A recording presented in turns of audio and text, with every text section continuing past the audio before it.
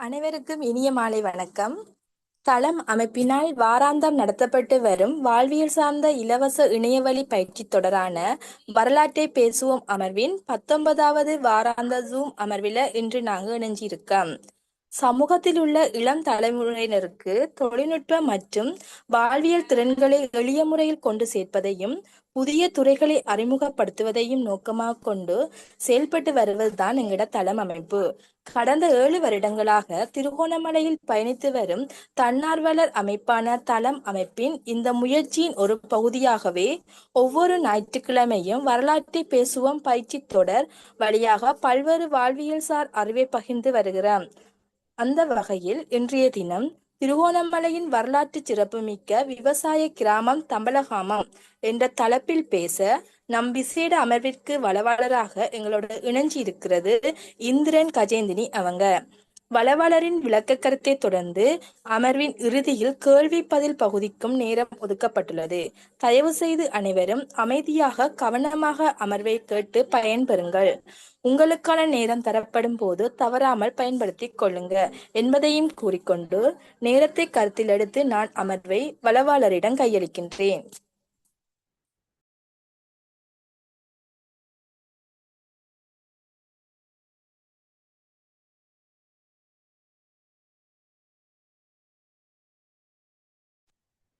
அனைவருக்கும் வணக்கம். நான் கஜேந்தினி. என்னோட ஊர் வந்து தம்பலகாமம் முள்ளிப்பத்தானி. என்னோட ஊரை பத்தி சொல்லணும் என்றது வந்து எனக்கு ஒரு பெரிய பெருமையான ஒரு விஷயம் இல்லை. என்னோட ஊரை பத்தி தம்பலகாமம், அதுவும் தம்பலகாமத்தை பத்தி நான் இதுல உங்கள்ட்ட எல்லாருக்கிட்டையும் சொல்றதுன்றது உண்மையிலேயே எனக்கு ஒரு பெருமையான விஷயம். என்னென்னா என்னோட ஊர் வந்து ஒரு பழம்பெருமை மிக்க சிறப்பு மிக்க ஒரு கிராமம். என்னோட கிராமம்ன்றதை தாண்டி வந்து இது வந்து ஒரு பெரிய ஒரு ஒரு பற்றா இருந்திருக்குது. தம்பலகாமம்ன்றது தம்பலகாமமா என்ற டவுட் இங்க எல்லாருக்கும் இருக்கு. தம்பலகாமம் ஏன் இதை இப்படி சொல்றாங்க என்றது நிறைய டவுட்.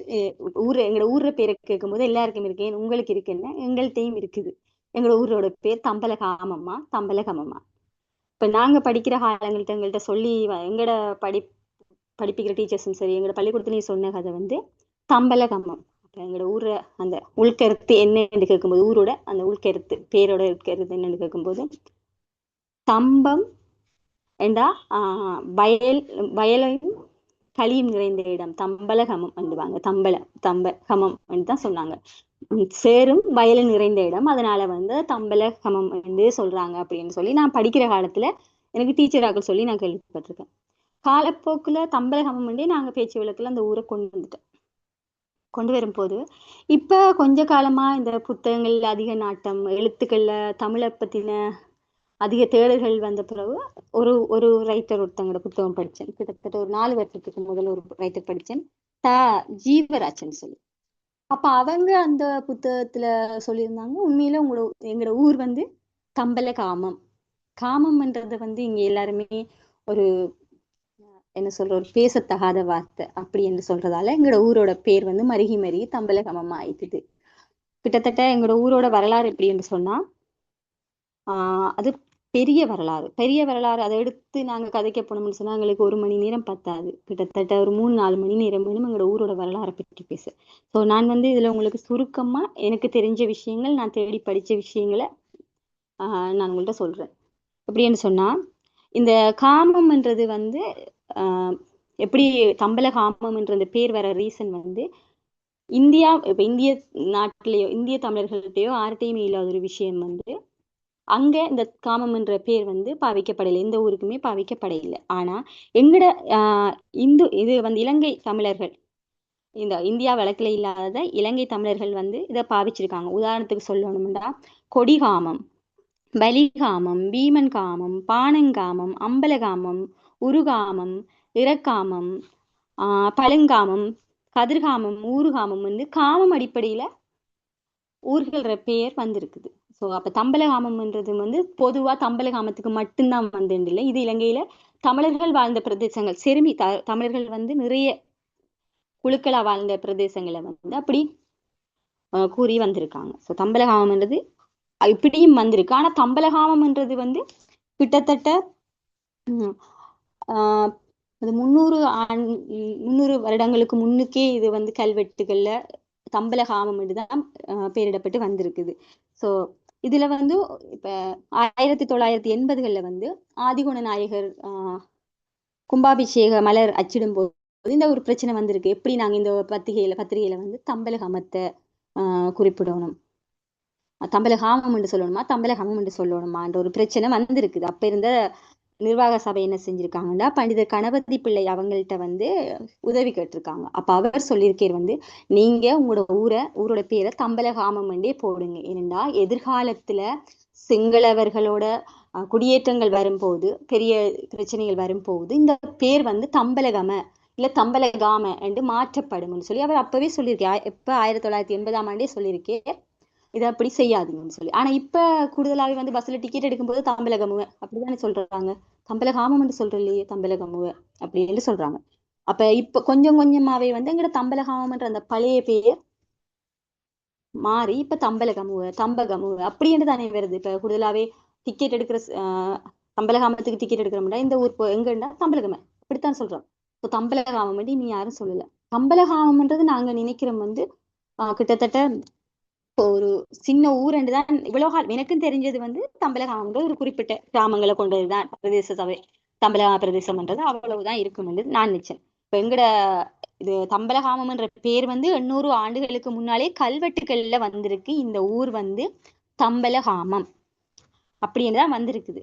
சோ இது இப்பத்தையான இதுகளை பார்க்கும்போது இந்த ஊரோட சிறப்பு என்னன்னு சொன்னா திருகோணமலையோட இருதயமா இருந்திருக்குது. இந்த ஊரோட இன்னொரு சிறப்பு வந்து ஆதிகுண நாயகர் கோயில். அப்ப இது ரெண்டும் தான் இந்த ஊரோட சிறப்புன்னு சொல்லல. அது இன்னும் பல சிறப்புகள் வரலாற்று நூல்கள் ஆராயும் போது வந்திருக்குது. ஸோ இப்ப எப்படி என்று சொன்னா 800 ஆண்டுகளுக்கு முன்னால தம்பலகாமம் என்ற ஊர் பேரை கல்வெட்டுல ஆதாரத்தோட நிரூபிச்சிருக்காங்க. இது தம்பலகாமம் தான் என்ற ஊர் பேரை வந்து நிரூபிச்சிருக்காங்க. இந்த ஊர் பெயர் வர ரீசன் வந்து இதுவரைக்கும் என்ன காரணத்துக்கான இந்த ஊர் பெயர் வந்துன்ற ஒரு விளக்கமான ஒரு இது எங்களுக்கு யாருக்கும் தெரியல. இனி பழைய நூல்களை நாம தேடி ஆராயும் போது அதுக்கான விளக்கம் எங்களுக்கு கிடைக்கலாம் என்று நான் நினைக்கிறேன். இந்த இப்பதானே நானும் கொஞ்சம் கொஞ்சமா என்னோட ஊரை பத்தி தெரிஞ்சு கொள்ள நினைக்கிறேன். தம்பலகாமம் வந்து எப்படி இருந்திருக்கும்னு சொன்னா முதல் காலங்கள், அதாவது வந்து ஆட்சிக்கு உட்பட்ட காலங்கள்ல வந்து தம்பலகாம பற்று என்றுதான் அதை குறிப்பிட்டிருக்காங்க. தம்பலகாம பற்றுக்குள்ள வந்து கிண்ணியா கந்தலாய அடங்கினதுதான் தம்பலகாம பற்று. இப்ப இந்த யுத்த டைம்ல வந்து எல்லாரும் இடம்பெயர்ந்து நிறைய இடங்களுக்கு இப்ப தம்பலகாமத்தில் உள்ள தமிழர்கள் இடம்பெயர்ந்து போயிருக்காங்க. எங்கன்னு சொன்னா தம்பலகாமத்துல உள்ளவங்க வந்து ஐயனார் கோவில் தீவு, கந்தலாய் தீவு, சூரங்கள் மாதிரி கிராமங்களாக கச்சகொட்டு தீவு அப்படின்னு சொல்லி இந்த கங்கையொட்டின இடங்களை வந்து அப்படியே அப்படித்தான் இடம்பெயர்ந்து போயிருக்காங்க. அப்ப இடம்பெயர்ந்து போகும்போது இந்த இடங்கள் எல்லாமே வந்து இப்ப கிண்ணியா பிரதேச சபைக்கு உட்பட்டதா மாறிப்படுது. ஆனா இதுக்கு முதல் இதோட தாய் நிலமா அமைஞ்சது வந்து தம்பலகாமம். இப்ப என்னோட குடும்பம் வந்து நான் வந்து தம்பலகாமம் முள்ளிப்பத்தானில இருக்கேன். முள்ளிப்பத்தானின்றது வந்து தம்பலகாம பிரதேசத்துக்கு உட்பட்ட ஒரு கிராமம் தான். ஆனா பார்க்க போகும்போது அந்த அந்த இதுக்குள்ள வராது, டிஎஸ் பிரிவுக்குள்ள வராது, ஜிஎஸ் பிரிவுக்குள்ள வராது. என்னோடது கொஞ்சம் தள்ளி வரும். அப்படி என்ன போகுது நான் யோசிச்சது வந்து இதுக்குள்ள இருக்கிற இந்த குறிப்பிட்ட கிராமங்கள் தான் வந்து தம்பலகாமத்துக்குள்ள இருக்கிற மாதிரி வருமோ அப்படின்னு நினைச்சேன். ஆனா தம்பலகாமம் இப்ப தம்பலகாம பிரதேச அந்த பிரதேசத்துடைய கிராம பிரிவை பார்த்தோம்னு சொன்னா பாலம்பட்டாறு, தம்பலகாமம், முள்ளிப்பத்தானை, கல்மெட்டியா தெற்கு, சிராஜ் நகர், முள்ளிப்பத்தானை கிழக்கு, முள்ளிப்பத்தானை வடக்கு, மீரா நகர், பொற்கேணி, புதுக்குடியிருப்பு, கோவிலடி, கல்முட்டியா வடக்கு இப்படி என்று சொல்லி கிட்டத்தட்ட 12 கிராமங்கள் இதுகிட்ட இருக்கு. ஆனா இந்த 12 கிராமங்கள் மட்டும்தானா தம்பலகாமம் கேட்டா இல்ல. அதையும் தாண்டி தம்பலகாமத்துக்கு உரிய தாய் நில தம்பலகாமம் வந்து ஒரு பெரிய ஒரு இதா இருந்திருக்குது. தம்பலகாம பற்று இதோட தாய் நிலமா தம்பலகாமம் வந்து தாய் நிலமா இருந்த கிட்டத்தட்ட சமலைத்தீவு, பிள்ளைகொல்லி மணல், மண்ணெடுத்த கிடங்கு, நடுவூற்று, மாகாமம், கடுக்காடு, கண்டக்காடு என்ற நீண்ட கங்கை கரையோரத்துல இருக்கிற கிராமங்கள் இந்த தம்பலகாமத்தோட சுத்தி தான் இருக்கு. கிட்டத்தட்ட அவங்களோட அந்த இப்ப வயலோட உறுதி பத்திரங்களோ இல்ல அந்த செப்படுகளை நாங்க பார்க்கும்போது தாய் கிராமம் தம்பலகாமம் தம்பலகாமம் என்றுதான் இருக்கும். ஸோ அப்ப கிண்ணியாவும் வந்து தம்பலகாமத்தோட இருந்த ஒரு இடம்தான், கந்தலாயும் வந்து தம்பலகாமத்தோட இருந்த இடம்தான். அப்ப இதெல்லாம் வந்து இப்பதான் தனித்தனியா இந்த இலங்கை சுதந்திரம் அடைஞ்சது பிறகுதான் தனித்தனியா பிரிக்கப்பட்டிருக்கு. அதுக்கு முதல் வந்து தம்பலகாம பற்று என்று சுயாட்சி முறையில வன்னிபாக்கள் ஆண்ட இடம்தான் தம்பலகாமம். ஸோ இந்த தம்பலகாமத்துக்கு வந்து அது பெரிய சரித்திர கதைகளே இருக்கு. இப்ப நான் மற்ற கிராமங்களை பத்தி நான் அவ்வளவா ஆராய்ச்சி பண்ணல, என்னோட தம்பலகாமத்தை பத்தி நான் ஆராய்ச்சி பண்ணும்போது இதுக்கு பின் வரலாறுகள் நிறைய இருக்கு. என்னோட குடும்பத்தை நான் உதாரணத்துக்கு சொல்லணும்னா, நான் என்னோட குடும்பத்துல வந்து இப்ப எப்படின்னு சொன்னா, ஒரு மரபோ, ஒரு மொழியோட மரபோ, ஒரு இலக்கியத்தோட மரபோ, இல்ல ஒரு மக்களோட மரபோ எப்படி அடுத்த ஜெனரேஷனுக்கு போகுதுன்னு சொன்னா, ஒண்ணு இந்த கதை சொல்லிகள், இல்லாட்டி வந்து இலக்கியங்கள், நூல்கள், அதுகள் மூலமா தான் அது அடுத்தடுத்த ஜெனரேஷனுக்கு பரவப்படுது. ஸோ நாட்டில் நடைபெற்ற யுத்தங்கள், இனி எங்களோட திட்டமிட்ட இன அழிப்புகள், எங்களோட கலாச்சாரங்கள், எங்களோட சம்பந்தப்பட்ட தமிழர்களை சம்பந்தப்பட்ட நிறைய விஷயங்களை அழிச்சிட்டாங்க.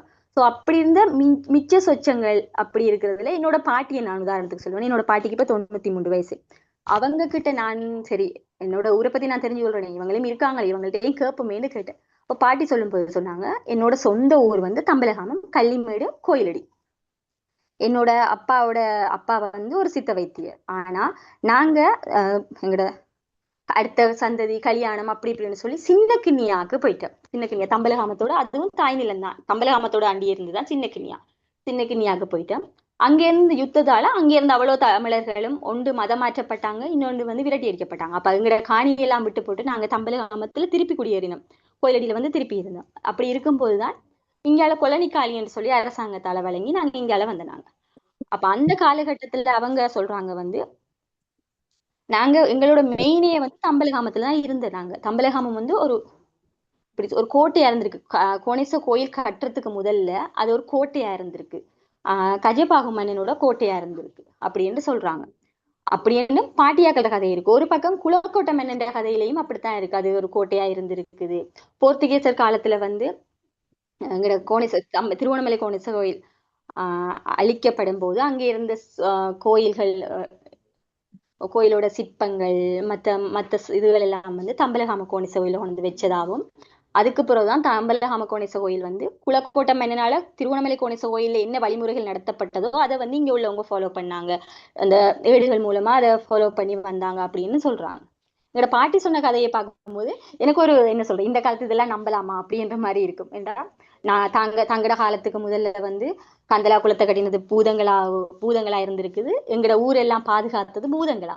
இப்ப தம்பலகாமத்துக்குள்ள இருக்குதல்லோ இந்த வர்ணமேடு, ஐயனார் திடல், கள்ளிமேடு, குஞ்சிரப்பந்திடல், அந்த மாதிரி திடல்கள் எல்லாம் வந்து எப்படின்னு சொன்னா, புகழ்பெற்ற மன்னன் கந்தலா குளத்தை கட்டிட்டு இவங்களை இந்த பூதங்களை வச்சு பாதுகாக்க இல்லாத அந்த பூதங்களை அடிச்சு விரட்டிட்டான். அப்ப அவங்க வந்து அவங்களோட கூடையில இருந்து கட்டின மண்ணுகள் தானா இந்த திடலா மாறினான்னு பாட்டி ஒரு கதை சொல்லுவா. நான் சொல்லுவேன், என்ன பாட்டி இப்படி சொல்றீங்களா? இல்ல உண்மை அப்படித்தான் அப்படின்னு ஒரு ஒரு பேச்சு விளக்குல இருக்கு. இப்ப எங்கட பாட்டி வந்து எனக்கு கதை சொல்லின்றதால நிறைய வரலாற்று கதையில எனக்கு சொல்லி இருக்காங்க. ஒரு ஊரை பத்தி, இப்ப அவங்க இடம்பெயர்ந்து போன இடங்கள்ல அங்க நடந்த அனுபவங்களை பத்தி எல்லாம் நிறைய சொல்லியிருக்காங்க. சரி, இப்ப வந்து சிற்றூரா சுருங்கி இருக்கிற தம்பலகாமம் இதுக்கு முதல்ல வந்து ஒரு பெரிய ஒரு தாய் நிலமா இருந்திருக்கு. இந்த தாய் நிலத்தோட பெரிய விஷயங்கள் என்னன்னு சொன்னா நெல்லும் தயிரும். இங்க எருமை தயிர் வந்து அவ்வளவு ருசியானதா இருக்குமா, எங்கேயுமே கிடைக்காத ஒரு எருமை தயிர் எங்கட தம்பலகாமத்துல கிடைக்கும்னு சொல்லுவாங்க. நானும் சாப்பிட்டு பார்த்திருக்கேன், அப்படித்தான் இருந்திருக்குது. ஆனா இனி அடுத்தடுத்தவங்களோடதையும் நமக்கு கேட்கணும், என்னோட ஊர் தான் பெருமைன்னு நான் சொல்லலாது. இப்ப நான் சில விஷயங்களை ஆராய்ச்சி பண்ணி புத்தகங்கள்ல இப்ப கூடுதலாவே வந்து என்னோட ஆராய்ச்சிகள் வந்து புத்தகம் சார்ந்ததா தான் இருந்திருக்குது. அப்படி நான் பார்க்கும்போது தம்பலகாமத்துல வந்து நிறைய வரலாற்று சிறப்பு மிக்க விஷயங்கள் உண்மையிலேயே அந்த காலகட்டத்துல இருந்திருக்கு. அதை விட அரசாட்சி காலம், தம்பலகாமம் ஊர் இந்த பிரதேசம் வந்து எப்படி இப்ப இருக்கிற வெளிநடையில சொல்லணும்டா A6 நெடுஞ்சாலை இருக்குத்தானே, இதுல கிழக்கா பிரிந்து செல்லுவது தம்பலகாமம். கிழக்கா பிரிஞ்சு தம்பலகாமம் கிண்ணியா வீதியில 4 கிலோமீட்டர் தூரத்துல அமைந்திருக்கிற கிராமம் தான் சொல்றாங்க தம்பலகாமத்தை. இது வந்து ஒரு சிற்றூர், ஒரு சங்கிலி தொடர் போல பசுமையான வயல்வெளிகளோட நடுவிலை கிராமம் அமைஞ்சிருக்கு. அதோட வந்து இந்த இதுல வந்து இருக்கிற கிராமங்களா சொல்லியிருக்காங்க வந்து அப்படின்னு சொன்னா அந்த புத்தகத்துல நான் ஒரு படிச்ச புத்தகத்துல சொல்லியிருக்காங்க. தனியழகு, கூட்டாம்பளி, சிப்பு திடல், கள்ளிமேடு, கரைச்சி திடல், வர்ணமேடு, குஞ்சிரப்பந்திடல், ஐயனான் திடல், நாயனார் மர்த்திடல், மாக்கை திடல், நடுப்பந்திடல், முள்ளியடி, சின்ன வர்ணமேடு என்னும் 12 சிற்றூர்கள் இந்த தம்பலகாம கிராமத்துக்குள்ள இருக்கிறதா சொல்லியிருக்காங்க. சோ இதுல வந்து ஒரு வரலாறு இருக்கு அப்படின்னு சொன்னா, இந்த கோணேச கோயிலுக்கு பணிவிடை செய்ய அமர்த்தியவங்க வந்து அங்க உள்ள சுத்தி சுத்தி உள்ள கிராமங்கள்ல இருக்காங்க அப்படின்னு தான் சொல்றாங்க. இப்ப கோயிலை நிர்வகிக்கிறது, கோயில பூசை செய்யறது, கோயிலுக்கு பூமாலை கட்டி கொடுக்கறது என்றது கோயிலடியாக்களும், அதை தாண்டி குஞ்சிரப்பந்திடல், ஐயனார் திடல் அப்படி என்ற அந்த கோயிலுக்காண்டி அமர்த்தப்பட்ட குடிகள் தான் அவங்கன்னு சொல்றாங்க. ஆனா இப்ப ஒரு பேச்சு வழக்கு, இப்ப ஒரு பழக்கம் இருக்குங்கிற தமிழர்களுக்குள்ள இந்த சாதி வழக்கு. இந்த சாதி வழக்குல வந்து அதுவும் தம்பலகாமத்தை பொறுத்த அளவுக்கு சாதி வழக்கு திருவண்ணாமலை மத்த மாவட்டங்களை விட திருவண்ணாமலையிலேயே வந்து அதிகமா தம்பலகாமத்துல மட்டும் அந்த சாதி வழக்கு இருக்கு. ரீசன் என்னன்னு சொன்னா, இவங்க அந்த அவங்க கோயிலுக்காண்டி நியமிக்கப்பட்டவங்க வந்து ஒரு திடலா இருந்திருக்காங்க. அந்த திடல்ல வந்து இப்ப கொண்டு வந்திருக்காங்க சாதி அடிப்படையில. ஆனா பழைய கல்வெட்டுகள்லயும் அந்த சாதி அடிப்படை இருந்திருக்குது. என்னன்னு சொன்னா, ஒருத்தரோட ஒரு கணபதி பிள்ளை ஒருத்தரோட இதுல வந்து தான் வந்து வேளாள குலம் அப்படின்ற மாதிரி அதை ஒரு ஷோர்ட் நேமா அதை கொடுத்திருக்காங்க அந்த இறப்பு கல்வெட்டுல. அப்பயும் இருந்தாலும் இப்ப வந்து தாழ்த்தப்பட்டதா பேசுறாங்க அப்படின்னு சொன்னா, அப்ப இருந்தது சாமிக்கு பணிவிடை செய்யத்தான் அந்த மக்களை குழுக்களை பிரிச்சு அனுப்பியிருந்தாங்கன்ற மாதிரி இருந்தது. இப்ப போக போக அது வந்து ஏதோ அவங்க செய்யற தொழில் கூடாது, இவங்க செய்யற தொழில் கூடாது. தம்பலகாமத்துக்குள்ள கூடுதலாவே நானும் பேச்சு வழக்கிலையும் இருந்திருக்கேன். நான் கிட்டத்தட்ட ஒரு 3 வருஷம் வந்து என்னோட படிப்பை வந்து தம்பலகாமத்துக்குள்ளதான் இங்க இருந்து இங்க எங்களுக்கு உயர்கல்வி படிக்க இயலாது. 9ஆம் ஆண்டோட எங்களோட ஸ்கூல் முடியுது. அதனால ஆதிகுணேஸ்வரால நான் படிச்சேன். அப்ப இந்த சாதி விளக்கத்தை நான் பார்த்திருக்கேன். அப்ப நான் யோசிக்கிறேன், நான் என்னடா அங்க எவ்வளவு பிரச்சனைகள் நடந்து இங்க இப்பதான் வந்திருக்கோம், இப்பயும் சாதியை பாக்குறாங்க. ஆனா அங்க இருக்கிறவங்க கூடுதலாவே திருமண பந்தம் என்று வரும்போது அவங்க சாதி பாக்குறது அதிகமா இருக்குது. முக்கியமா வந்து எங்கட தம்பலகாமத்தை பத்தின அந்த வரலாறுகளை நமக்கு தெரிஞ்சு கொள்ளணும்னு சொன்னா, ஆஹ் கோணேசர் கல்வெட்டுல குலக்கோட்ட மன்னன் வகுத்த தொழுப்பு முறைகளை வந்து கோணேசர் கல்வெட்டு வந்து இங்க திருவண்ணாமலை கோணேசர் கோயிலுக்கு தான் அந்த தொழுப்பு முறையில கொடுத்திருக்காங்க. அதைத்தான் இன்னைக்கு வரைக்குமே வந்து தம்பலகாமத்துல உள்ளவங்க ஃபாலோ பண்ணி வராங்க அப்படின்னு சொல்றாங்க. என்ன ரீசன் சொன்னா, உண்மையில குலக்கோட்ட மன்னன் தான் திருவண்ணாமலை கோணேஸ்வரரை கட்டினதாகவும், ஆனா தம்பலகாமம் ஆதிகோணேஸ்வரர் கோயிலை வந்து குலக்கோட்டன் மன்னன் கட்டல. இதுதான் உண்மை. ஆனா இப்ப இருக்கிற நிறைய பேர்கிட்ட கேட்டா குலக்கோட்ட மன்னன் தான் தம்பலகாமம் ஆதிகோண நாயர் கோயிலே கட்டினதா இருக்குது. அது உண்மையில போர்த்துகீயர் காலத்துல வந்து இவ்வாலயம் அழிக்கப்பட்டு அதுக்கு பிறகு அப்ப இருந்த கஜபாகு மன்னனுக்கு வந்து அந்தனர் வடிவுல சிவன் தரிசனம் கொடுத்ததாகவும், எனக்கு இப்படி நான் ஒரு இடத்துல ஏதோ ஒரு இடத்துல அவர் இருக்கிறது என்றும், அந்த இடத்துல இருந்து என்ன தம்பலகாமத்துக்கு நீ மாற்றி அங்க எனக்கு கோணேச கோயில நடந்த தொழுப்பு முறைகளை நீ செய் அப்படின்னு சொல்லி, அதாவது இந்த ஒரு நூல் ஒரு இதுல படிச்சேன்னா, பரங்கியர் வந்து கோணேச கோயிலை அழிச்சு பாவநாசத்தையும் அழிச்சிட்டாங்க. நான் இப்ப வந்து இன்னொரு இடத்துல இருக்கிறேன்னு என்ன வந்து இந்த இடத்துல நீ பிரதிஷ்டை பண்ணு, அப்ப நீ கேட்கறதுல நான் செய்வேன் அப்படின்னு சொல்லி ஒரு காட்சி அளித்ததாலதான் இந்த கோயில் எப்படி கட்டியிருக்காங்கன்னு சொன்னா, சிங்கள மன்னன் ஒரு முஸ்லிம் நபரோட உதவியோட தம்பலகாமத்துல கட்டியிருக்காங்க. அப்ப எங்களோட தம்பலகாமம் அப்படின்னா மூவின மக்களோட சேர்ந்த மாதிரி தான் அப்பயே இருந்திருக்குது. அப்ப எங்களோட தம்பலகாமத்தோட இன்னொரு சிறப்பு, மூவின மக்களும் இங்க ஒற்றுமையாவும் சமமாவும் வாழ்றாங்க. இப்பத்தியான சிச்சுவேஷனுக்கு அப்படித்தான் இருக்காங்க. ஓகே, பிரச்சனை இல்லை அப்படின்ற மாதிரி இருக்காங்க.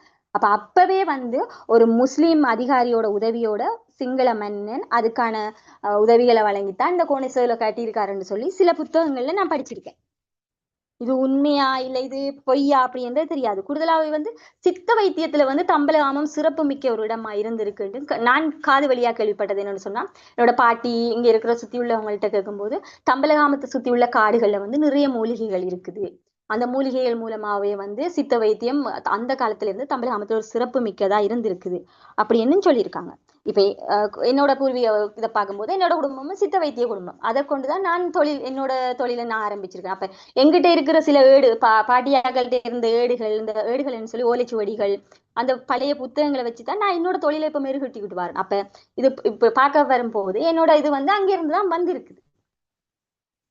எங்கிற தம்பலகாமத்து தமிழர்கள் வந்து எல்லா விதத்திலையுமே வந்து கல்வியிலையும் சரி, கலைகள்லையும் சரி, அதே மாதிரி மத்த விஷயங்களையும் சிறப்பாகத்தான் இருந்திருக்காங்க என்றது வந்து சில அதுக்கான நிறைய ஆதாரங்கள் வந்து கல்வெட்டுகள் மூலமாவும் கண்டுபிடிச்சிருக்காங்க.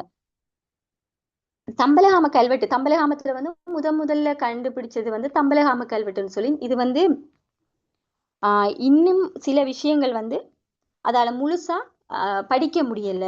என்ன காரணம்னா, மக்கள் வந்து இப்பயும் அந்த தொழும்பு முறையில வந்து அங்க உள்ள குடிகள் இருக்காங்க. ஆனா பல விஷயங்களை அவங்க வெளியிட மறுக்கிறாங்க. ரீசன் வந்து இப்ப தம்பலகாமத்தை சுத்தி நிறைய மன்னர்கள் ஆட்சி காலம் இருந்திருக்கு. அதை விட குலக்கோட்டை மன்னரோட ஆட்சி காலம் இருந்திருக்கு. இது ஒரு பெரிய தேசம் என்றதால இங்க நிறைய புதையல்கள் இருக்கு என்ற ஒரு வரலாறும் இருக்குது. இப்போ புதையல்கள் இருக்கு. அந்த புதையல் சம்பந்தப்பட்ட கல்வெட்டுகள் தான் இன்னும் இருக்குன்னு மக்கள் நம்புறாங்க. மக்களிடையே நம்பிக்கை இருக்கு. இப்ப என்னோட ஊரை விட்டு ஒரு பின்னுக்கு ஒரு ஊர் இருக்குது. இது ஒரு முஸ்லீம் ஊர். என்னோட கிட்டத்தட்ட 200 குடும்பம் இருக்கும். எங்களோட ஊர் அங்கால தங்கி இப்போ ஒரு 4 வருஷத்துக்கு முதல் நான் கண்கூடா பார்த்த விஷயம், ஒரு வீட்டுக்குள்ள மண் எடுத்து வெளியில போட்டுக்கிட்டே இருந்தாங்க. திடீர்னு அப்பல் போலீஸ் உள்ள பாஞ்சா அங்க உள்ள வந்து ஒரு தங்கத்தாலான ஒரு தேர்ச்சில்லு கண்டுபிடிச்சிருக்காங்க. தேர்ச்சில்லு கண்டுபிடிச்சு அதை கொண்டு போயிட்டாங்க. அப்ப அதை சொல்றாங்க, எங்கட தமிழாக்கள் சொல்றாங்க வந்து அது குலக்கோட்டை மன்னனோடது தேர்ச்சில்லு தான். இல்ல ஒரு சிலர் சொல்றாங்க இராவணனோடது அப்படின்னு சொல்றாங்க. அப்ப இப்ப பார்க்க போகும்போது வரலாற்றிலே திருவண்ணாமலையை பொறுத்தளவுக்கு பழைய வரலாறுகள் உண்டு. அதுலயும் வரலாற்று சிறப்புமிக்க ஊரா எங்கட தம்பலகாமத்தை நாங்க பெருமையா கூறிக்கொள்ளலாம். பாருங்க, இந்த புதையல் அந்த சில்லு வந்து எத்தனையோ 1000 ஆண்டுகளுக்கு பழமையானது. அதை அரசாங்கம் உடனே எடுத்து கொண்டு போயிட்டாங்க. இனி அதை பத்தின தகவல்கள் எங்களுக்கு அவ்வளவா தெரியல. சோ இருக்கிற கல்வெட்டுகளை மக்கள் மறைக்கிறதுக்கான காரணம் இதுதான். நிறைய புதையல்கள் இருக்கு. சில குடும்பங்கள் வந்து அந்த புதையல்களை எடுத்திருக்காங்க. நான் படிக்கிற காலத்துல வந்து ஐயனார் கோயில், ஐயனார் குஞ்சிரப்பந்திடல் நடுப்பன் பந்திடல் என்ற ஒரு இடம் இருந்தது. அந்த இடத்துல வந்து ஒரு பெரிய நேசரி உண்டு. அந்த நேசரிக்கு முன்னால வந்து ஒரு பெரிய மரம் இருக்கு. அந்த மரத்துல ஒரு குட்டி கல்லொண்டு வச்சு கும்பிட்டு கொண்டு வந்தவங்க. அப்ப அந்த படிக்கிற காலத்திலயும் தெரியாது, அப்ப அந்த ஊருக்கு போயிட்டு வர யுத்த டைம்லயும் தெரியாதவங்களுக்கு அது ஒரு கல்வெட்டு, அது ஒரு சாமி என்றுதான் நாங்க நினைச்சிட்டு இருந்தாங்க. இப்ப அகழ்வாராய்ச்சிகளின் போது தெரிஞ்சு கொண்ட விஷயம் அது ஒரு கல்வெட்டு. ஆனா அந்த கல்வெட்டை அங்க இருந்த கோயில் கமிட்டி என்ன செஞ்சுட்டாங்கன்னா அதை பாதுகாக்கணும்ன்றதுக்காண்டி இப்ப யார் போய் கேட்டாலும் இல்ல அந்த கல்வெட்டை நாங்க அத்திவாரத்துக்குள்ள போட்டு கோயில் அத்திவாரத்துக்குள்ளேயே போட்டு மறைச்சிட்டோம் அப்படின்னு சொல்றாங்க. அது என்ன, அதுல வந்து பல ரகசியங்கள் இருக்குது, புதையல்கள் பத்தின ரகசியங்கள் இருக்குன்னு இன்னும் மக்களால் நம்பப்படுது. சில வீடுகள்ல வந்து அவங்களோட வளவுகளுக்குள்ள இருந்த கல்வெட்டுகளை என்ன செஞ்சிருக்காங்க, தம்பலகாமத்தாக்கள் என்ன செஞ்சிருக்காங்கன்னு சொன்னா அந்த வீட்டோட அத்திவாரக்கெல்லாம் மாத்திட்டாங்க. அவங்களோட வளவுக்குள்ள புதையல் இருக்குன்ற அந்த நம்பிக்கையில அது அத்திவார வெளியில போட்டா தங்களுக்கு எதுவும் கிடைக்காதோ என்ற அந்த இதுல அத்திவாரக்கலை இது வந்து நான் வந்து ஊர் மக்கள்கிட்ட விசாரிச்சதுல வந்த விஷயங்கள், சில புத்தகங்களை படிச்ச விஷயங்களை சொல்றேன். அப்ப அவங்க அத இன்னும் எங்களை தம்பலகாமத்தோட பழைய வரலாறுகளை இன்னும் மக்கள் என்ன செய்யறாங்க, சுயநலத்துக்காண்டி அழிச்சு கொண்டே இருக்காங்க. இது ஒரு என்னை பொறுத்தளவுக்கு இது தவறு. நாங்க வாழணும்ன்றதுக்காண்டி எங்களோட ஒரு இனத்தோட அடையாளங்களே அழிக்கிற மாதிரி இருக்கு. ஒரு குடும்பம் வாழணும்ன்றதுக்காண்டி அப்ப அவங்களோட வீட்டோட அத்திவாரங்கள்ல போட்டுட்டா இனி அதை எதுக்கு எத்தனைக்கு அப்புறம் நாங்க அதை கண்டுபிடிக்கலும். இப்ப நிறைய தமிழ் ஆராய்ச்சியாளர்கள் எங்களோட ஊர்களை பத்தின வரலாறுகளை தேடிக்கிட்டு இருக்காங்க. அப்ப அவங்களுக்கு வந்து இது ஒரு ரொம்ப பெரிய ஒரு துரோகம் மாதிரி, என்னை பொறுத்தளவுக்கு அது ஒரு துரோகமான செயல்னு தான் நான் சொல்லுவேன்.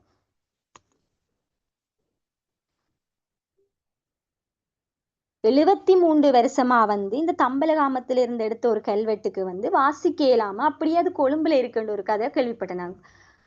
எப்படின்னு சொன்னா, தம்பலகாமத்து மக்கள் அதுக்கு உதவி செய்யறாங்க இல்ல, அந்த இதை வந்து என்ன சில எழுத்துக்கள் வந்து அந்த ஊருக்கே பொருத்தமான எழுத்துக்கள். அப்ப அதுல வந்து அவங்க உதவி செய்யறாங்கல்ல, இனி வர்ற காலமாவது அதை வாசிக்கணும் அப்படின்றது வந்து அதையும் நான் கேள்விப்பட்டேன். 234 ஆண்டுகளுக்கு முன்னாலே கல்வெட்டினை வாசிப்பதற்கு அந்நிய நாட்டவர் ஒருவர் முயற்சி செஞ்சதாகவும், அதை வந்து அப்ப இருந்த தம்பலகாமத்தாக்கள் யாருமே அதுக்கான ஒத்துழைப்பை வழங்கலை என்றும் ஒரு ஆங்கில ஒரு பத்திரிகை ஒன்றுல இது வெளியிட்டிருக்காங்க அப்படின்றது வந்து ஒரு புத்தகத்துல நான் படிச்சேன். அந்த புத்தகத்தோட ரைட்டர் வந்து ஜீவராஜன்ன்றவங்க தான். சோ அவங்களோட புத்தகத்துல வந்து அவங்க தம்பலகாமத்தின முழு வரலாறுமே எனக்கு வந்து தம்பலகாமத்தை பத்தி 1% தான் தெரியும். என்னடா நான் யுத்தத்துக்கு பிறகுதான் இங்க வந்தேன்னா, அதனால எனக்கு அவ்வளவு விஷயங்கள் தெரியாது. ஆனா அவரோட புத்தகத்தை நான் படிச்சதுக்கு பிறகுதான் தம்பலகாமம்ன்றது இவ்வளவு சிறப்பு மிக்க ஊரா, இது இங்க வந்து இவ்வளவு விஷயங்கள் இருக்குதா அப்படின்றத நான் உண்மையிலேயே அவரோட புத்தகத்தை படிச்சுதான் நான் அதுல எல்லாமே தெரிஞ்சுக்கணும். இப்ப கூட நான் உங்கள்ட்ட பேசுற விஷயங்கள் வந்து அவரோட புத்தகத்தை மையமா வச்சுதான். இந்த கல்வெட்டை வந்து பத்மநாதன் அவர்கள் வந்து 2005ஆம் ஆண்டு இந்து சமய கலாச்சார அலுவலக திணைக்களத்துல வெளியிட்ட புரட்டாதி மாத பண்பாடு என்ற சஞ்சிகையில முதல் முறையா தம்பலகாமத்துல ஒரு கல்வெட்டு என்ற தலைப்புல பொலனறுவை காலத்து படைப்பாற்று மறைந்து போன சிலாசனம் என்ன உபதலைப்பட இந்த கல்வெட்டை பத்தின கட்டுரை ஒன்று வெளியிட்டிருக்கு. சோ அதுக்கு பிறகுதான் தெரியும் இப்படி ஒரு கல்வெட்டு ஒன்று இருக்குது, அது வாசிக்க இயலாம இருக்குது, அதுக்கான எந்த உதவியுமே அந்த மக்கள்கிட்ட இருந்து கிடைக்கல, அது அனாமத்தா கிடைக்கின்றது உண்மையிலே எல்லாருக்கும் ஒரு குறிப்பிட்ட இந்த ஆராய்ச்சியாளருக்கு தெரிஞ்சிருக்கு. அதுக்கு பிறகு இதை வாசிக்க உண்மையிலேயே முயற்சி செஞ்சிருக்காங்க. ஆனா பல இதுகள் வாசிக்க இல்லாம போயிட்டுது. தம்பலகாமத்துல இன்னொரு ஆட்சி முறை, அதாவது இப்ப இருக்கிற தம்பலகாமம் எப்படி என்று சொன்னா, ஒரு குட்டி பிரதேசத்துக்குள்ள குறிப்பிட்ட வர்ணமேடு, ஐயனார் திடல் அந்த மாதிரி ஒரு இதுக்குள்ள இருக்கு. ஆனா அப்ப இருந்த பிரதேசங்கள் உண்மையிலேயே அது ரொம்ப பெருசாவும் அதோட ஆட்சி முறைகள் விரிவடைந்ததாகவும் இருந்திருக்கு. அப்போ ஒரு ஒரு சில காலங்கள் அந்த ஆட்சி முறையில வன்னிபாக்கள் ஆட்சி செஞ்சிருக்காங்க. அந்த வன்னிபாக்கள்ன்றது ஒரு சில காலங்கள்ல பெண்கள் கூட தம்பலகாமத்தை ஆட்சி செஞ்சுதான் இருக்குது. என்றா பெண் ஆட்சியாளர்களோட இருந்திருக்காங்கன்னு சொல்லி இந்த கல்வெட்டுகள்ல குறிப்பிட்டிருக்காங்க. வன்னிமா தீவுன்னு சொல்லி ஒரு தீவு தம்பலகாமத்துல இருந்ததாகவும் அதை குறிப்பிட்டிருக்காங்க. வன்னிமா திடலோ வன்னிமா தீவோ ஏதோ ஒரு திடல் இருந்ததாகவும். இப்ப நம்ம தம்பலகாமத்தை பத்தின கல்வெட்டு அதுகளை பார்க்கும்போது கோணேஸ்வரர் கோயிலுக்கு அடுத்ததா ஒரு சிறப்பு மிக்க கோயில் என்று சொன்னா அது மாவிலங்கடி பிள்ளையார் ஆலயத்தை சொல்லலாம். நான் உண்மையில இந்த கோயில் எங்க இருக்குன்னு எனக்கு சத்தியமா தெரியாது, நான் போனதும் இல்லை. எனக்கு தெரிஞ்சது கோணேஸ்வர கோயில் மட்டும், கோணேஸ்வர கோயில், அப்புறம் கள்ளிமேடு அம்மன் கோயில், இது மட்டும்தான் நான் போயிருக்கேன். மற்ற இந்த ஐயனார் திடல், நாயன்மார் திடல் அதுகளுக்கு நான் படிக்கிற காலங்களில் போயிருக்கேன். இப்ப எனக்கு அதை பத்தி அவ்வளவா தெரியாது. ஸோ இந்த கல்வெட்டுல இந்த கோயிலை பத்தின நிறைய விஷயங்களும் உள்ள சொல்லியிருக்காங்க அப்படின்னு சொல்றாங்க.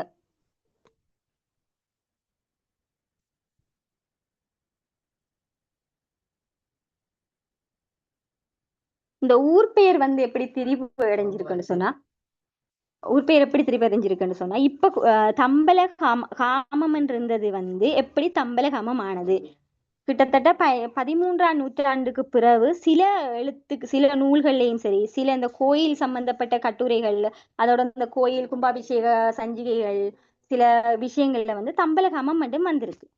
அப்ப தம்பலகாமம் மட்டும் வந்திருக்கு, தம்பலகாமம் அப்ப தம்பலகாமம்ன்றது 800 ஆண்டுகளுக்கு முன்னாலேயே வந்தது. ஆனா தம்பலகாமம்ன்றது இடைப்பட்ட காலங்களில் தான் வந்திருக்கு.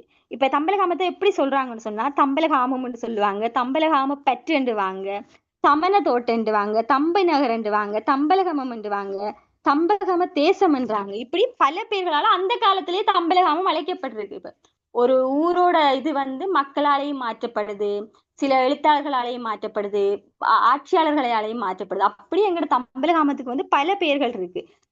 ஆனா என்னதான் இருந்தாலும் தமிழர்கள் அத நம்மட வழக்கப்படி பார்த்தோம் தம்பலகாமம்ன்றது தம்பலகாமம் தான் சொல்லணும். தம்பலகாமம் போது இதுக்குள்ள நிறைய எங்களோட ஊரோட பேர் மாறுபடலாம் அப்படின்றது என்னோட கருத்து. சோ தம்பலகாம பற்றுன்றது இன்றைய வன்னி பிரதேசம், திருகோணமலை பிரதேசம், மட்டக்களப்பு தேசம், புத்தளம், சிலாபம் ஆகிய பிரதேசங்களின் சுயாட்சி அதிகாரம் கொண்ட தமிழ் வன்னிவாக்கள் ஆளப்பட்ட சிற்றூர்களாக காணப்பட்டன. இதுல யாழ்ப்பாண இராட்சியம் தவிர்த்து அனைத்து வன்னி அரசுகள் என்று அழைக்கப்பட்டன. அதுல எங்கிட்ட தம்பலகாமமும் உண்டு. திருகோணமலை பிரதேசத்தை பொறுத்தவரை இது 4 வன்னி பிரதேசங்களாக பிரிக்கப்பட்டிருக்கு. திருகோணமலை நகரப்பகுதி, கட்டுக்குளப்பற்று, கொட்டியாரப்பற்று, தம்பலகாமப்பற்று என்பன அவையாகும். பயிர் செய்கை விருத்தியால் தானிய உற்பத்தி தன்னிறைவு பெற்றிருந்த திருகோணமலையில் 4 வன்னிபாக்களும் குளக்கோட்டு மன்னன் காலத்தில் சிறப்பு பெற்றிருந்ததாக சில நூல்கள் கூறுறாங்க. வன்னிபாக்கள் என்று அழைக்கப்படும் இப்பிரதேசத்தினை ஆட்சி செய்தவர்களுக்கு வழங்கப்பட்ட பட்டை பெயர் வன்னிபம் என்பதாகும். இது வன்னியர், வன்னிசாரார் போன்ற சொற்களுக்கு இணையானது. இவங்க எல்லாமே சுயாட்சி அதிகாரம் கொண்டிருந்திருக்காங்க. இவங்க கூடுதலாவே இவங்களோட ஆட்சி முறைகள் எப்படின்னு சொன்னா, ஆதிகோண நாயரோட சுற்றி அவர் அந்த கோயிலை சுற்றியும் அதுக்கு ஏற்ற மாதிரிதான் இருந்திருக்காங்க. திருகோணமலை கோணேஸ்வரோட அந்த சிலைகள், அதுக்கு அந்த ஆதாரங்கள் எல்லாமே தம்பலகாம ஆதிகோண நாயர் கோயிலுக்கு கொண்டு வரும்போது இந்த 4 பிரிவுகள், அதாவது தம்பலகம் இந்த கொட்டியாரப்பற்று, தம்பலகாம பற்று, அதே மாதிரி கட்டுக்குளப்பற்று, இவங்க எல்லாருக்குமே ஒரு பொதுவான கோயிலாத்தான் இந்த கோணேஸ்வர கோயில் இருந்திருக்கு, ஆதிகுண நாயர் கோயில் இருந்திருக்கு. ஏன்னு சொன்னா எந்த முடிவா இருந்தாலும் இந்த பற்றுகள்கிட்ட கேட்டு இவங்களோட தெரிவோட தான் இங்க இருக்கிற எல்லா முடிவுகளும் எடுக்கப்பட்டிருக்கு. அதுக்கான ஆதாரங்கள் கோயில் பழைய ஏடுகள்லையும் சரி, பழைய நூல்கள்லையும் ஆதிகுண நாயர் பழைய நூல்களிலேயும் அந்த ஆதாரங்கள் இன்றைய வரையும் பாதுகாக்கப்படுது. இங்க நிர்வாகம் செய்த இந்த வன்னிப்பாக்கள் வந்து இவங்க வந்து எப்படின்னு சொன்னா சூடிக்கொள்ற பழக்கம் எல்லாம் இல்லை. இவங்க வந்து ஒரு சுயாட்சி முறையில ஆட்சி செஞ்சு வந்திருக்காங்க. இவங்க கிட்ட வந்து ஆஹ் நாணயங்கள் இவங்க வெளியிடல. அதனால வந்து இவங்களை பத்தின நாணயங்களோ இல்ல கல்வெட்டுகளோ பெரிய அளவுல இவங்க இது செய்யாததால இவங்களை பத்தின அந்த ஆதாரங்கள் இன்றைக்கு வரைக்கும் பெருசா அந்த அளவுக்கு கிடைக்கல. இவங்கள்ட்ட நல்ல நிதி நிர்வாகம், பரிபாலனம், வேளாண்மை வரி படைப்பலம் என்று நிறைய விஷயங்கள் இருந்திருக்கு. இவங்க எல்லாருமே வந்து பெரும்பாலான ஒல்லாந்த ஆவணங்கள்ல இந்த வன்னிப்பாக்களை பத்தி நிறைய விஷயங்கள் கூறப்பட்டிருக்கு. ஒல்லாந்தர்கள் அந்த அவங்களோட அந்த கடிதங்கள் அந்த பழைய இதுகளில் பார்க்கும்போது தம்பலகாமத்தை வந்து ஒரு இராச்சியம் என்று கூட குறிப்பிட்டிருக்காங்க. அப்ப பாருங்க, அது தம்பலகாமம் வந்து ஒரு இராச்சியம் பண்ணும் போது அங்க மன்னர்கள் ஆட்சி செஞ்சிருக்காங்கன்றது தானே அதுலயும் பெறுது. நாங்க வந்து பேச்சு வழியால சொல்லலாம்னு பார்த்தா அதை தாண்டி வந்து வெளிநாட்டவர்களோட ஆதாரங்களையும் இருக்குது வந்து தம்பலகாமம்ன்றது வந்து ஒரு இராச்சியம் உண்டு. இங்க இருந்த மன்னர்கள் வந்து யானை, தேன், மெழுகு என்பவற்றை சம்பிரதாய பூர்வமாக ராசதானிகளுக்கு வரியாக செலுத்தி இருக்காங்க. அதாவது வந்து மற்ற ராசதானிகளுக்கு கண்டி ராசதானி உட்பட்டதா தான் இது இருந்திருக்குது. அப்ப வந்து இவங்க இதெல்லாமே வந்து வரியாக செலுத்தியிருக்காங்க. 15ஆம் நூற்றாண்டு 16ஆம் நூற்றாண்டுகள்ல ஆட்சி புரிந்த வன்னிவாக்களோட யாழ்ப்பாண மன்னர்கள் வந்து மனத்தொடர்பு கூட மேற்கொண்டிருக்காங்கன்னு சொல்லி சில நூல்கள் கூறுறாங்க. கோணேசர் கல்வெட்டு என்ற நூலிலே இந்த 4 வன்னி பிரிவுகளும் ஆட்சி புரிந்த வெவ்வேறான குல வன்னிவர்கள் பெயர்கள் பதிவுகள் இன்றைக்கு வரைக்கும் குறிப்பிடப்பட்டுள்ளன. இவற்றில திருகோணமலை பற்று வன்னிப்பாக்கள் பூபாலங்கட்டு என்னும் இடத்திலையும் இடத்துல அவங்களோட மாளிகை இருந்ததாக கூறுறாங்க. இதுல வந்து 34 பெயர் பட்டியல் வந்து கோணேசர் கல்வெட்டுல காணப்படுதுதான். இவற்றோடு 3 வன்னி குலங்கள் விவரங்களும் அந்த கல்வெட்டுல கோணேசர் கல்வெட்டுல கூறியிருக்காங்க. இவங்க எல்லாமே வந்து கூடுதலாவே சோழ நாட்டு வன்னிபம் என்று தான் சொல்றாங்க. இதுல வந்து காரை நகரால வந்த வன்னிபம், அடுத்த வந்து பரம்பரையா ஆட்சி செய்தவர்கள் பேர்படியல பார்க்கும்போது கோணேசர் கல்வெட்டு விரிவா தந்திருக்காங்க. எத்தனை வன்னிபாக்கள் வந்து இங்க ஆட்சி செஞ்சிருக்காங்க. அப்ப திருகோணமலை ஆட்சி செய்த வன்னிபாக்கள் வந்து 37 சோழ நாட்டு வன்னிபம், 31 காரைநகர் வன்னிபம், 43 இலக்கங்கள் அடிப்படையில தான் குறிப்பிட்ட வன்னிப்பாக்கள் எனக்கு எப்படி எதை சொல்றேன்னு தெரியல அப்படி ஆட்சி செஞ்சிருக்காங்கன்னு சொல்லி கோணேசரோட கல்வெட்டுல இது கூறப்பட்டிருக்கு. 16ஆம் நூற்றாண்டு இறுதிப்பகுதியில் இடம்பெற்ற படை நடவடிக்கையில் ஒன்றுல ஒல்லாந்த பாரதியார் பிலிப்ஸ் பெண்டுஷஸ் அவர்கள் பதிவு செய்திருக்காங்க. கண்டிய அரசனான முதலாம் விமலசூரியன் கிறிஸ்துவுக்கு பின் 1590 1604 ஜேவிர பண்டார நாயக்கு எதிராக போர் புரிந்த காலத்தில் கண்டியரசனுக்கு ஆதரவாக கொட்டியாரப்பற்று வன்னிபம் 7980 போர் வீரர்களையும் 600 கூலியாட்களையும் 1000 பொதிமாடுகளையும் 30 போர் யானைகளையும் 25 அலியன் யானைகளையும் அனுப்பியிருந்தான் என குறிப்பிடப்படுகின்றது. இவ்வாவணத்தின் மூலம் கொட்டியாரப்பற்று வன்னிபாடத்தில் அக்காலத்தில் கணிசமான படைப்பலம் இருந்திருக்கும் என ஊகிக்க முடிகின்றது. திருகோணமலையிலிருந்து ஒவ்வொரு வன்னிபாக்கும் குறிப்பிடத்தக்க அளவு படைப்பலம் உள்ள ஆட்சி அழகாக இருந்தது என்பதை ஊகிக்க முடியுதான்னு சொல்லி சில புத்தகங்கள்ல இப்ப நான் உங்களுக்கு சொல்றது வந்து சில புத்தகங்களை வாசிச்சு தான் சொல்றேன். எனக்கு பல விஷயம் வந்து என்னால நாங்க கூடுதலாவே வந்து எங்கட தமிழ்ல சும்மா பேச்சு தமிழ்ல நாங்க பேசுறதால அதை வந்து எனக்கு புரியறது கஷ்டமா இருக்குது. இப்ப வந்து திருகோணமலை வன்னிபாக்கள் அந்த எல்லைகள் தொடர்பான ஒரு சிறு அந்த தம்பலகாமத்தோட மெப்ன்றது ஒன்று இது அப்ப வந்து போர்த்துகீசரால வரையப்பட்டதாகும். ஏன்னா அந்த காலத்துல வந்து தம்பலகாமம் வந்து ஒரு தம்பலகாம குடா வந்து முத்துக்கள் செலுத்தி வாழ்ந்த இடமா கூறப்பட்டிருக்கு. அங்க வந்து முத்து உற்பத்தி ஆகிருக்கு. இப்ப என்ன சொல்றாங்க இப்பயும் நம்ம பார்க்கலாம் தம்பலகாம குடாக்களுக்குள்ள வந்து நிறைய சிப்பித்திடல் இப்பத்தைய ஆராய்ச்சியாளர்கள் ஒரு இது செய்தாங்கன்னா சிப்பி திடல் மாதிரியான அந்த திடல்கள் ஆராய்ச்சி செய்தா இன்னும் தம்பலகாமத்தினை பத்தின பல வரலாறுகள் எங்களுக்கு வெளியே வர சான்ஸ் இருக்குமென்னு நான் நினைக்கிறேன். என்னன்னு சொன்னா அந்த அந்த முத்தோட அந்த முத்து வந்து ஒரு வயதுக்கு வர்றதுக்கு முதலே அறுவடை செஞ்சுட்டாங்க. அதனாலதான் வந்து அந்த குடாக்கள்ல வந்து முத்து உற்பத்தி இல்லாம போனது என்றும் மக்கள் சொல்றாங்க. இதுக்கு முதல் தம்பலகாமத்துல முத்து உற்பத்தி நடந்திருக்குது. அப்ப எங்களோட ஊர் வந்து நிறைய விஷயங்கள்ல ஒரு சிறப்பு மிக்க ஊரா இருந்திருக்கு என்றதுல உண்மையிலேயே நாங்க ஒரு பெருமைப்பட வேண்டிய விஷயம்தான். கூடுதலாவே வந்து இதை வந்து ஆட்சி செய்த மன்னர்கள் வந்து தமிழ் மன்னர்களா இந்து மன்னர்களாக இருந்திருக்காங்க. இதை சுத்தி இருந்திருக்கிற மக்கள் வந்து அதிகமாவே தமிழர்களா தான் இருந்திருக்காங்க. ஒரு சில சின்ன சின்ன கிராமங்கள் தான் வந்து சிங்கள கிராமங்களா அந்த காலகட்டத்துல இருந்திருக்கு. நான் ஒரு புத்தகம் ஒன்று படிச்சு நான் வந்து அந்த புத்தகத்துல சொல்லியிருக்காங்க குடமுருட்டி குளம்னு சொல்லி தம்பலகாமத்தோட வரலாறு தான். இப்ப ஒரு 9ஆம் ஆண்டுன்னு நினைக்கிறேன் அந்த புத்தகம் படிக்கும்போது. குடமுருட்டி குளம்னு சொல்லி ஒரு குளத்தை பத்தி அந்த புத்தகத்துல சொல்லியிருக்காங்க. ஒரு படைத்தளபதி வந்து கோணேசருக்கு பதிகம் பாடுற ஒருத்தரோட மகளை காதலிச்சதாகவும் அந்த குடமுருட்டி குளத்துல அவங்க சந்திச்சதாகவும் அந்த கதை எனக்கு அது ஞாபகம் இருந்துச்சு. அப்ப நான் பாட்டிகிட்ட கேட்கும்போது குடமுருட்டி குளம் எங்க இருக்கு இல்ல நான் நிறைய பேர்கிட்ட கேட்கும்போது அவங்க சொன்னதெல்லாம் வந்து ஒருவேளை இந்த சிங்கள ஒரு ஒரு குளம் அந்த அந்த குளத்துல பேர் எனக்கு சரியா ஞாபகம் இல்லை, மன்னிக்கணும். அந்த குளம் தான் அப்படி சொல்றாங்களே இல்ல. ஆனா அந்த குளத்தோட அந்த புத்தகத்துல அதுல குறிப்பிட்டு இருக்கிறது வந்து அந்த குளத்துக்கு பக்கத்துல ஒரு பெரிய மரமும் அந்த மரத்தோட சேர்ந்த மாதிரி ஒரு பெரிய கல்முட்டியா குளம்னு சொல்லுவாங்க. அந்த குளத்தை தான் குடமுருட்டி குளம்னு சொல்றாங்க. ஆனா அந்த புத்தகத்துல குறிப்பிட்டு இருக்குது கோணேச கோயிலுக்கு அருகாமையில இருக்கிற ஒரு குளம். கோணேச கோயிலுக்கு பக்கம் கிட்டத்தட்ட எங்க என்ன குளம் இருக்குன்னு சொல்லி பார்க்கும்போது ஈச்சங்குளம்னு ஒரு சின்ன குளம் இருக்குது.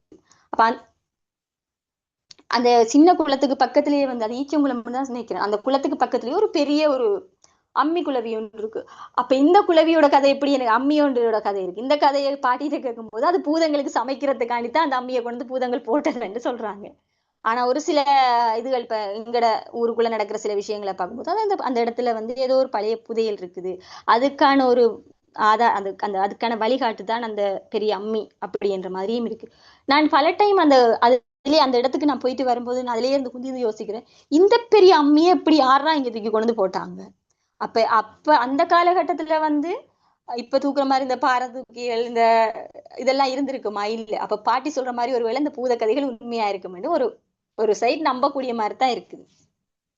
தம்பலகாமத்தோட வரலாற்றை எடுத்து பார்க்கும்போது சில வரலாற்று நூல்கள் ஆதாரங்களோட இருக்குது. சில வரலாற்று இதுகள் வந்து கட்டுக்கதைகளாகவும் பேச்சு வழக்கிலையும் வருது. நான் இதை கட்டுக்கதைகள் என்று சொல்றதை தாண்டி அதுக்கான ஆதாரங்கள் இன்னும் தம்பலகாமத்துல இருந்து கொண்டுதான் இருக்குது.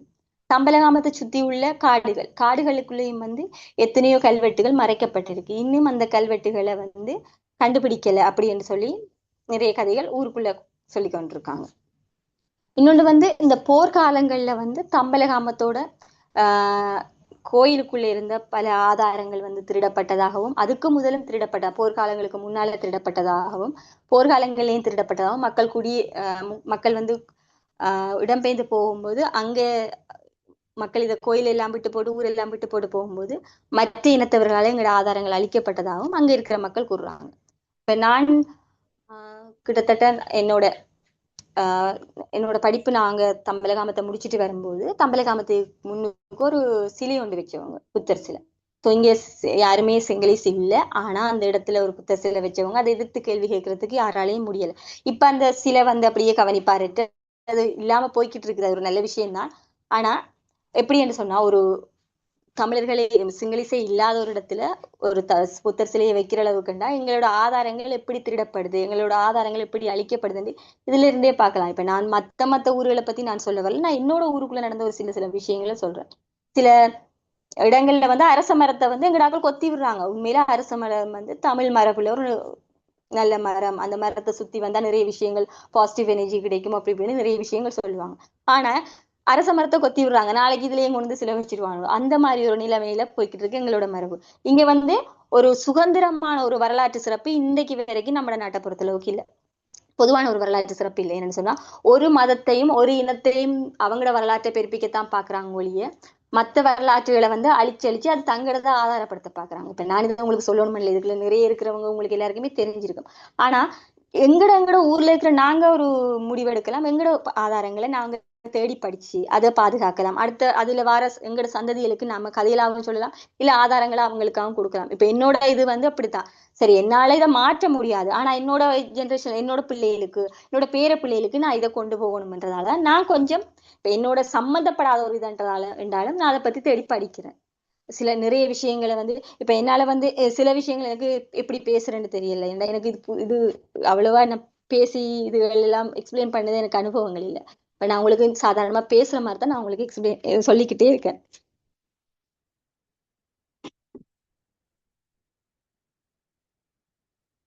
திருகோணமலை பற்று, கொட்டியாரப்பற்று, தம்பலகாமப்பற்று இந்த வன்னி பற்றுகள் வந்து 1946ஆம் ஆண்டு ஒரு மெப் மாதிரி அந்த அந்த வந்து ஒரு படமா வந்து சில தமிழ் சாரி கோணேஸ்வர கோயில்லையும் இருக்குது. அதே மாதிரி திருகோணமலை தம்பலகாமத்தில் உள்ள சில லைப்ரரிஸ்லயும் அந்த படங்கள் இருக்குதுன்னு சொல்லி நான் கேள்விப்பட்டிருக்கேன்.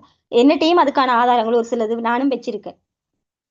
கூடுதலாவே வந்து இந்த தம்பலகாமத்திலிருந்து இடம்பெயர்ந்து போன மக்கள் வந்து அதிகமா வந்து எங்க போயிருக்காங்கன்னு சொன்னா யுத்த காலங்களில் இடம்பெயர்ந்த மக்கள் வந்து உம் முக்காவாசி பேர் வந்து வன்னிக்கு தான் போயிருக்காங்க. அங்க வன்னியிலையும் வந்து புதுக்குடியிருப்பு, கைவேலி, திளைநாச்சி திட்டம், ஆஹ் மூங்கிலார் அந்த பகுதிகளுக்குள்ளதான் இருந்திருக்காங்க. அப்ப நானும் அதே பகுதிகளுக்குள்ள சின்ன வயசுல இருந்தாலும் எனக்கு அது ஞாபகங்கள் இல்லை.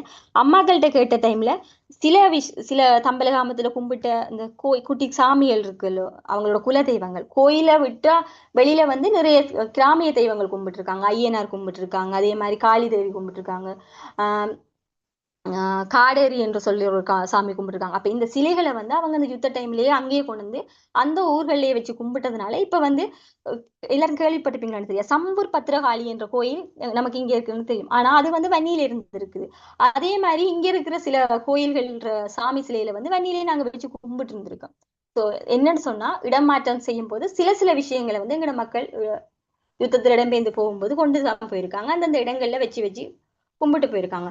இப்ப எங்கட எங்கட பக்கத்துல ஒரு குடும்பம் இருக்காங்க. அவங்க வந்து அவங்களோட அவங்களோட குலசாமி வந்து எங்க இருக்குன்னு சொன்னா கண்டக்காடு அந்த இடத்துல இருக்கு. அவங்க ஒவ்வொரு வருஷமும் போய் அவங்க அந்த கோயில்ல வந்து சாமி கும்பிட்டு வராங்க. அப்ப நான் கேட்டேன், ஏன் நீங்க அங்க போறீங்க? இல்ல யுத்த டைம்ல வந்து அந்த சாமி அங்க கொண்டு போய் அங்க பிரதட்சை பண்ணி அவங்களுக்கு அது பாதுகாப்பா இருந்தாலும் அங்க கும்பிட்டாங்கன்னு சொல்லி சில சில தெய்வங்களை வந்து தம்பலகாமத்தாக்கள் வந்து வேற வேற இடங்கள்ல அவங்க இருந்த இடங்கள்ல கொண்டே வச்சு அங்கால கொண்டு போயிடலான்னு போது அந்த இடங்களை தாட்டு வச்சுட்டு அவங்க போயிட்டு திருப்பி யுத்தம் முடிஞ்ச பிறகு வந்து அந்த கோயில்கள் அதிலேயே வச்சு கும்பிடுற சில வரலாறுகளையும் நம்ம இங்க எங்களோட ஊரை பொறுத்தளவுக்கு நான் பார்த்திருக்கேன். இப்ப தம்பலகாமத்தை இப்ப தம்பலகாமன்ற பேர் எப்படி வந்ததுன்றது தாண்டி இப்ப தம்பலகாமத்தோட ஒரு வரலாறுகள் போய்கிட்டு இருக்குது. இப்ப இந்த வரலாறுகளை தாண்டி சில கட்டுக்கதைகளை நம்ம தெரிஞ்சு கொள்வோம். இது வந்து ஒரு நகைச்சுவையா இல்ல உங்களுக்கு ஒரு இதான விஷயமா இருந்தாலும் சில கட்டுக்கதைகள் எங்க தம்பலகாமத்தை சுத்தி இருக்கு.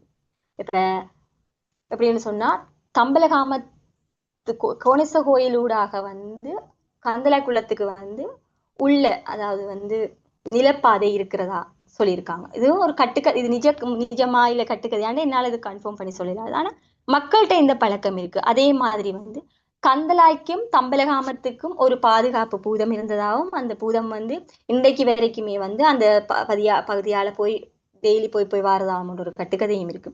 இன்னொன்னு வந்து கந்தலா குளத்துல வந்து ஒரு தண்ணிய குளக்கோட்டை மன்னனால வந்து அந்த தண்ணீரை வேகத்தை கட்டுப்படுத்த இல்லாத காலகட்டத்துல வந்து ஒரு குழந்தை ஒரு ஒரு தாயிர ஒரு குழந்தை ஒரே ஒரு குழந்தை தான் அவங்களுக்காம். அந்த குழந்தைய கொண்டு போய் அந்த கட்டுக்குள்ள வச்சு கட்டினதாகவும் தண்ணியோட அலை அந்த பிள்ளைற கண்ணீர் கிட்ட படும்போது அம்மா என்ற கண்ணு அம்மா என்ற கண்ணு அந்த பிள்ளை கத்துறதாகவும் நிறைய மக்கள் அதை காது வழியா கேட்டிருக்காங்கன்னு சொல்லி நிறைய கதைகள் இருக்கு. அப்ப இதெல்லாம் உண்மையா இல்ல உண்மையிலேயே அப்படியான விஷயங்கள் எங்களோட தமிழர்களோட வரலாற்றுக்குள்ள இருக்குதா அப்படின்றது எல்லாம் வந்து என்னால இப்ப சொல்ல முடியல. ஆனா இப்படியான விஷயங்களை கேட்கும்போது ஆச்சரியமா இருக்காது. நம்ம இப்படி ஒரு வழியா வந்திருக்கோமோ, இப்படியான ஆட்சி முறைகளுக்குள்ள இப்படி வரலாற்று சிறப்புமிக்க மனிதர்கள் தானா நாங்களும் என்ன சொன்னா எங்களுக்கு வந்து பாடங்கள் இப்ப சொல்லப்படுறது எல்லாமே வந்து சிங்கள மன்னர்களோட வரலாறு தான். தமிழ் மன்னர்களோட வரலாறோ இல்ல இந்த இப்ப குலக்கோட்டை மன்னனை பத்தியும் எனக்கு அவ்வளவா தெரியாது. காரணம் எங்களுக்கு நாங்க படிக்கிற காலத்திலயும் வந்து குலக்கோட்டை மன்னனை பத்தி அவ்வளவா எங்களுக்கு பாடத்திட்டங்கள்ல இருக்குல்ல. தம்பலகாமத்தை வந்து ஒரு சில அறிஞர்களும் சரி வெளிநாட்டவர்களும் சரி தேசம் என்றும் சொல்லியிருக்காங்க. என்னன்னு சொன்னா அவ தேசம்ன்றது வந்து ஒரு நாடை குறிக்குது, ஒரு அரசன் ஆட்சி செஞ்ச இடம்ன்றதால தேசம் என்றும் சொல்லியிருக்காங்க.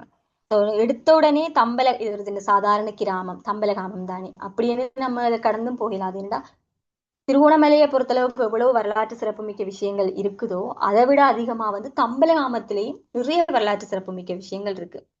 தம்பலகாமத்தை தாண்டி பாலக்காடு இந்த இப்ப கோலனி கொடியேற்றங்கள்னு சொல்லி எங்களோட ஊரெல்லாம் குடியேற்றங்கள் இங்கேயும் வந்து நிறைய விஷயங்கள் வந்து இன்னும் பாதுகாக்கப்படுது. இப்ப ஒரு ஒரு குடும்பங்களுக்குள்ளேயே சில சில ரகசியமான விஷயங்கள் இன்னும் வச்சிருக்காங்க.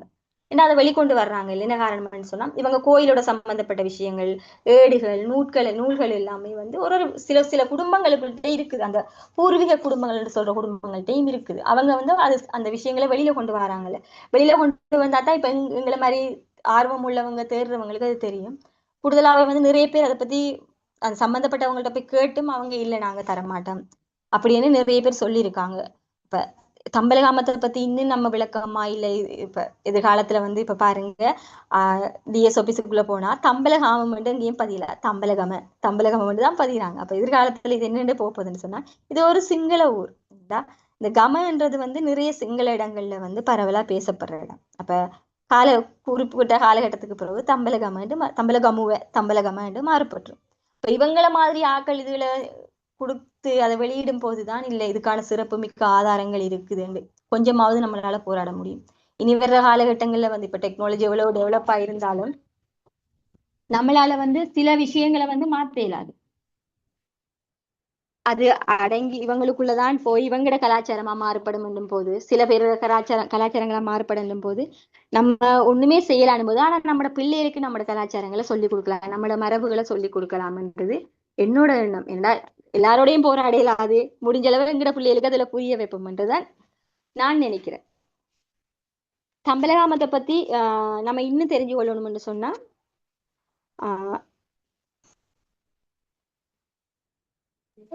கஜேந்திரி, நாங்க கலந்துரையாடல் ஒன்றுக்கு போவோமா? நேரம் ஆகுதுன்னா கலந்துரையாடல் போவோம். சுஜிகா, லக்ஸி, ஆமாம், டிஸ்கஷன் கொஞ்சம் போனோம்னா நல்ல நினைக்கிறேன்.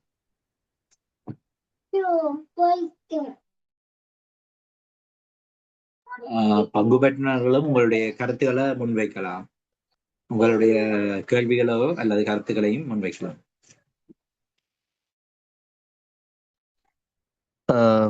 வணக்கம். என்னிட்ட கேட்கறதுக்கு நிறைய இருக்குது. இதுக்குள்ள சில விஷயத்த நான் நெகிழ் பண்றேன். என்னென்னால் இது கதைக்கு வழிகிட்ட நிறைய விஷயம் நீ சொல்ற விஷயத்துல இருந்து என்ன சொல்றது, சில விஷயத்த மட்டும் நான் சொல்ல விரும்புகிறேன். என்னென்றால் இதுல வந்து முதலாவது விஷயம், இப்ப நாங்க தம்பல காமம் அல்லது தம்பல காமம் என்ற அந்த கன்செப்ட்ல வந்து நீங்க பயப்பட வேண்டிய தேவையில்லை. என்ன விஷயம் என்றா, ஒரு பேர் வந்து நிறைய விஷயம் இருந்தாலும் அதுண்ட தொனி அந்த கன்செப்ட் என்னத்தை அவங்க குறிக்கிறாங்கன்றது தான் விஷயம். ஸோ தம்பல காமமா இருந்தாலும் சரி, தம்பல கமம் இருந்தாலும் சரி, ரெண்டுமே வந்து என்ன சொல்றது, கம தொழிலுக்கான ஒரு என்ன சொல்றது இதாத்தான் அது குறிக்கப்படுது. ஏனென்றால் திருக்கோணேச்சர் வரலாறு தான் இதுல மெயின். அதான் சொல்றேன், கொஞ்சம் ஸ்பீடா சொல்றேன். திருக்கோணேச்சர் வரலாறு பொறுத்தவரையில நிறைய ஊர்கள் வந்து மல்லிகை தீவு விளங்குதா, கங்கைவேலி, இப்படி நிறைய ஊர்கள்ல வந்து ஒவ்வொரு தொழிலுக்காக வந்து அமர்த்தப்பட்டவர்கள் இருக்காங்க. பால் கொண்டு வரதுக்கு வந்து கொட்டியாரப்பட்டில இருந்து பால் கொண்டு வரப்பட்டிருக்கு அப்படின்னு சொல்லி நிறைய ஊர்களுக்கு வந்து அதை பேரை வச்சு வந்து குலக்கோட்டை வரலாறு வந்து இருக்குது. கோணேச்சரோட படிச்சாலே வந்து இதை பற்றிய கதைகள் இருக்கும்.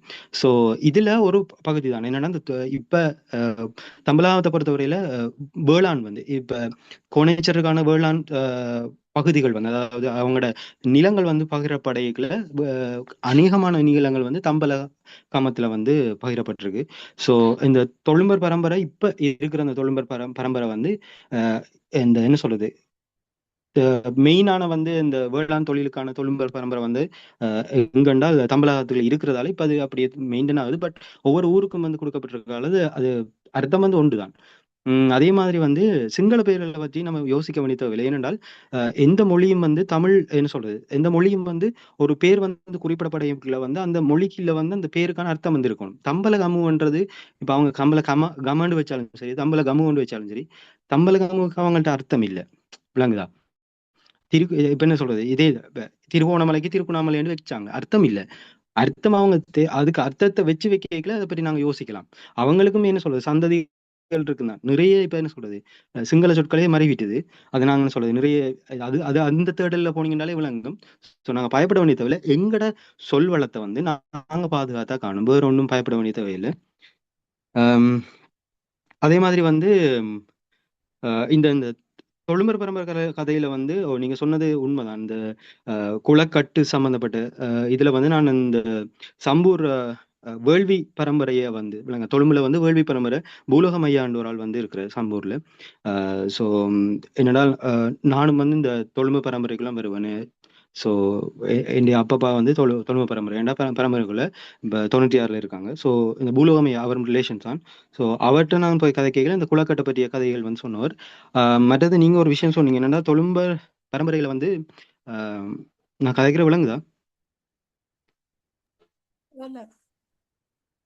ஓகே. தொழும்பர் பரம்பரையை பொறுத்தவரையில் என்னென்றால் மறைக்கப்பட்டு என்ன சொல்றது அவங்கள்ட்ட இருந்து மறைக்கிறாங்கண்டு இல்ல, அப்படி இல்ல. நான் என்ன சொல்றது இது இந்த பரம்பரை வலைன்றதால நான் நிறைய தேடல்கள் வந்து நான் முன்னுக்கே வந்து காய்ச்சிருந்தேன். நான் இதுக்குள்ள என்ன சொல்றது ஏடுகள் எதுவும் கிடைக்குமா இல்லையா இதான்னு சொல்லி நிறைய தேடி கொண்டு தான் இருக்கேன். ஆனா இது வரைக்கும் எனக்கு என்ன சொல்றது ஆதாரபூர்வமா புலமேட்டம் கதைச்சேன். நான் இங்கால வந்து என்ன சொல்றது அப்பப்பாட்டையும் போய் கதைச்சது. ஆனா எனக்கு இதுக்குமான இது வந்து கிடைக்கல. என்ன காரணம் என்றால் அவங்க பாதுகாத்து வச்சிருந்திருக்கலாம்ன்றது. இப்ப என்னன்னா யுத்தம் காரணமாகவும் அதுக்கு முன்னுக்கு வந்த இதாலையும் இடப்பெயர்வுகள் நிறைய நடந்திருக்கு. இப்ப அவங்கள்ட்ட வந்து கோணேஸ்வரர் கோயில் சம்பந்தப்பட்ட கல்வெட்டுகளை வந்து அநேகம் வந்து என்ன சொல்றது அவங்க வழங்கப்பட்ட அந்த பரிசுகளோ சரி இந்த மானியங்கள் பிரிக்கப்பட்ட அந்த இடங்கள்ற மானியங்கள் அப்படின்னு சொல்லிதான் இருக்கே தவிர இந்த தொழும்பர் பரம்பரைக்கான இது வந்து ஏடுகளாக தான் இருந்திருக்கும் வேணும் என்று சொல்லி என்ன சொல்றது இப்ப யோசிக்கலாம். அப்ப ஏடுகள் வந்து எங்களுக்கு கிடைக்கப்பெற இல்லை, செப்பேடுகளோ சரி எழுதப்பட்ட ஆதாரங்களோ சரி. இது ஏதாவது ஒரு என்ன சொல்றது இப்ப எங்கள்கிட்ட கிடைக்கிற ஏதாவது ஒரு ஏடுகள்ல இருந்து சில பல என்ன சொல்றது ஒரு கல்வெட்டுல இருந்து கிடைச்சா தான் உண்டே தவிர தொழும்பு பரம்பரைக்குள்ள இது வரைக்கும் சொல்றது இந்த தொழும்பு வழி வந்து இல்ல. இப்ப நான் கேட்கல சொன்னவர் நீ என்ன சொல்ற பரம்பரையில பிறந்திருந்தா தான் அதை வந்து குடுக்கலும் பண்ண மாதிரி தான் அவர் வந்து என்ன சொல்ற நக்கலா சொன்னீர். பட் அது உண்மைதான். ஏனென்றால் இதுக்கண்டு ஒரு ஆதாரம் வந்து இல்ல. ஸோ அவரு பூலோகமையாட்டையும் கதைக்கும் முறை அவட்டையும் வந்து எதுக்கான ஆதாரமும் இல்லை. அவங்களும் இந்த பரம்பரை வழியை கடத்தணும்ன்ற மாதிரி தான் அதையும் கொண்டு போகுது. ஸோ இப்ப கர்ண பரம்பரை மாதிரி தான் வாய் வழி மூலம் தான் இது வந்து கடத்தப்பட்டு கொண்டிருக்கு. அதே மாதிரி வந்து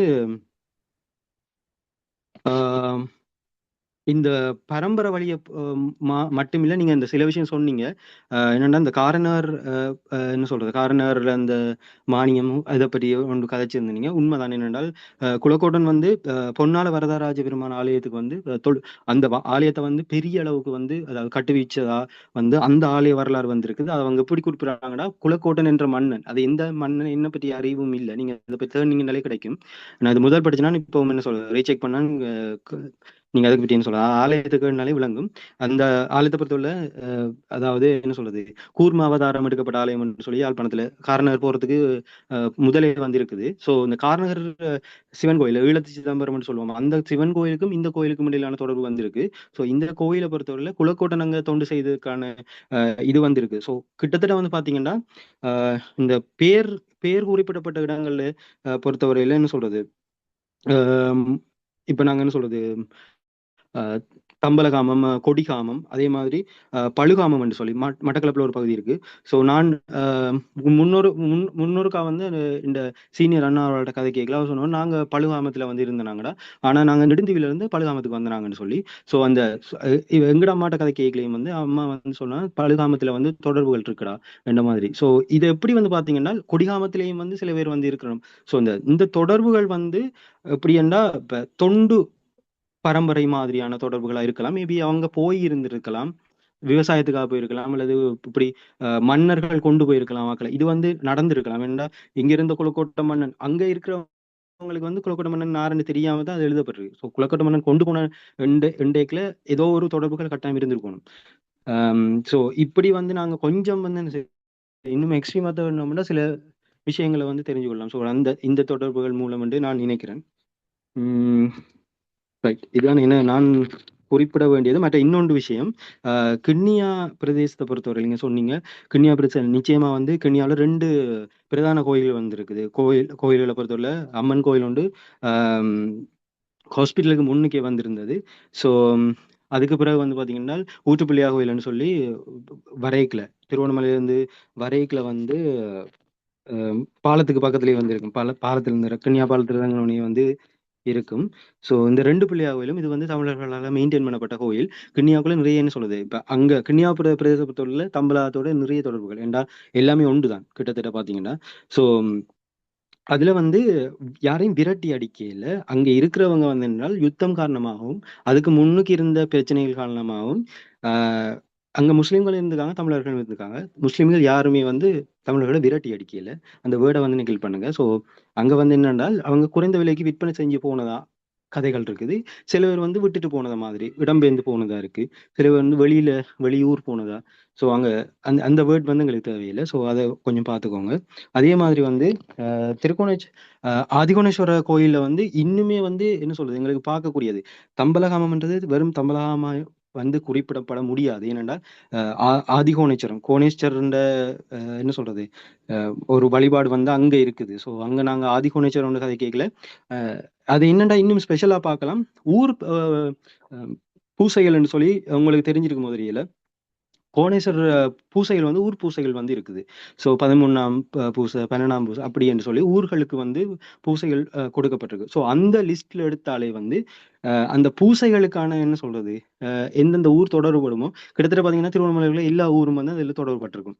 ஸோ அந்த இது வந்து பரம்பரையா வர்றது. ஸோ இடையில வந்து ஸ்பெஷலா கொண்டு வரையில. ஸோ அந்த ஊர் பூசையிலேயே வந்து நீங்க பார்க்கலாம் திருவோணமலையில். அதாவது திருவோணமலை என்ற ஒரு விஷயம் வந்து இப்ப என்ன சொல்றது இடங்கள் ஏற்ற மாதிரி பிரிக்கப்பட்டிருக்கே தவிர இப்ப தம்பலாமன்னா தனி தம்பலாமன்ற ஒரு ஊரா நாங்க இதை கருத இயலாது.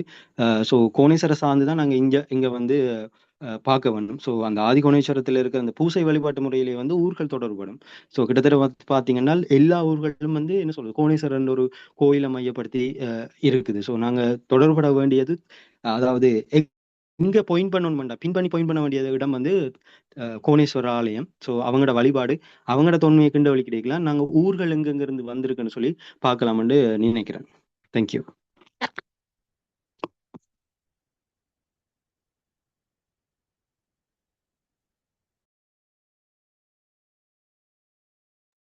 வேற யாருக்கும் ஏதாவது கேள்விகள் இருக்கா?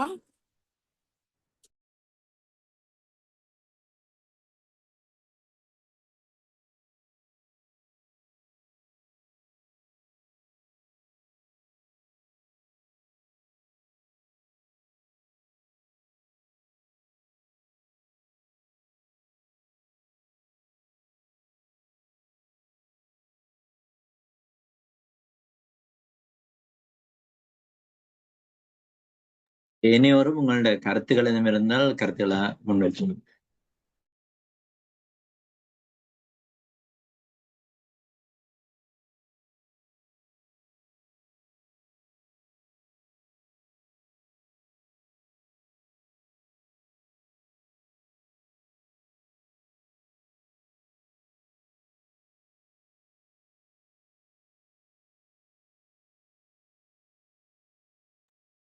மற்றது வந்து இன்னொரு விஷயம் குறிப்பிடணும்.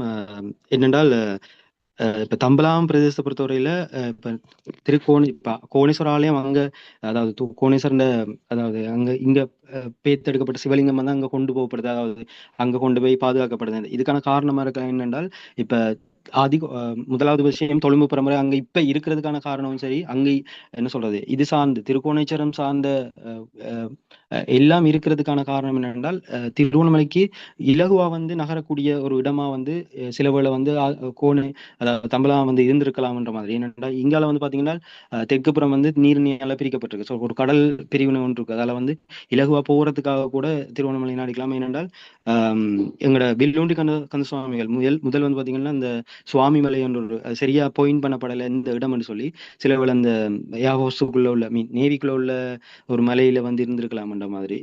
அந்த மலையில இருந்து போர்த்துகேய காலத்துல வந்து அழிக்கப்படைகளை இந்த சிலை வந்து அதாவது அங்க இருக்கிற அந்த முருகன் சிலை வந்து திருப்பி கொண்டு அதாவது பாதுகாக்கப்பட்ட இடம் வந்து தம்பலாம் தான்.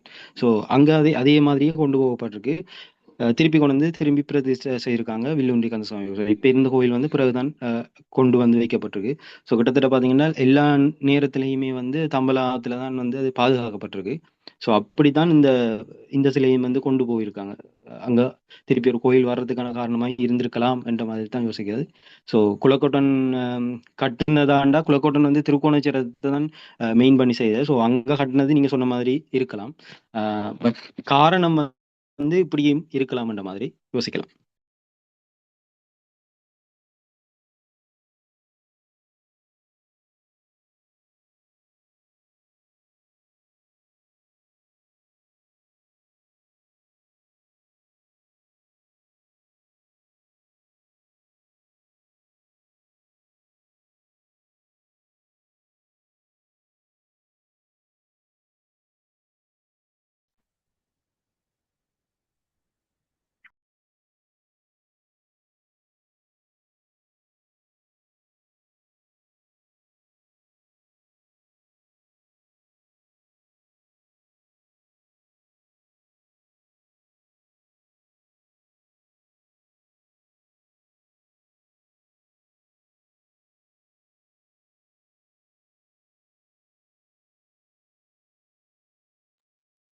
அனைவருக்கும் வணக்கம்.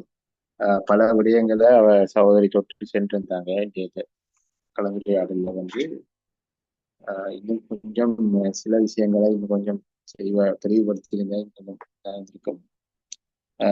அவங்க எவ்வளவு என்ன விதமான ஆட்கள் கூடுதலா அங்க வாழ்ந்தாங்க, அவங்க என்ன மாதிரி அந்த இடத்துக்கு வந்து சேர்ந்தாங்க, இந்த மாதிரியான விஷயம், அந்த விஷயங்களையும் கொஞ்சம். அடுத்தது வந்து இப்போதைக்கு அங்க இருக்கக்கூடிய தெலுங்கு சமூகமா இருக்கட்டும், மற்ற வேற வேற சமூகங்கள் அவங்க எப்படி அந்த ஊருக்கு வந்திருந்தாலும் சேர்ந்தாங்க, அப்படி அந்த இந்த மாதிரியான விஷயங்களை இன்னும் கொஞ்சம் தெளிவுபடுத்தியிருக்கலாம் என்றால் இன்னும் கொஞ்சம் நல்லா இருக்கும் நான் நினைக்கிறேன். அது வந்து இப்ப தம்பலாமத்துக்கு என்ற ஒரு சிறப்பான ஒரு கல்வி தொடர்பான ஒரு நல்ல ஒரு வரலாறு வந்து இருக்குது தம்பலாமத்துக்கு.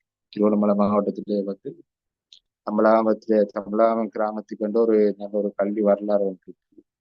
அப்ப அது தொடர்பாகவும் நீங்க கொஞ்சம் கலந்துரையாடுறத வந்து நல்லா இருக்கும்.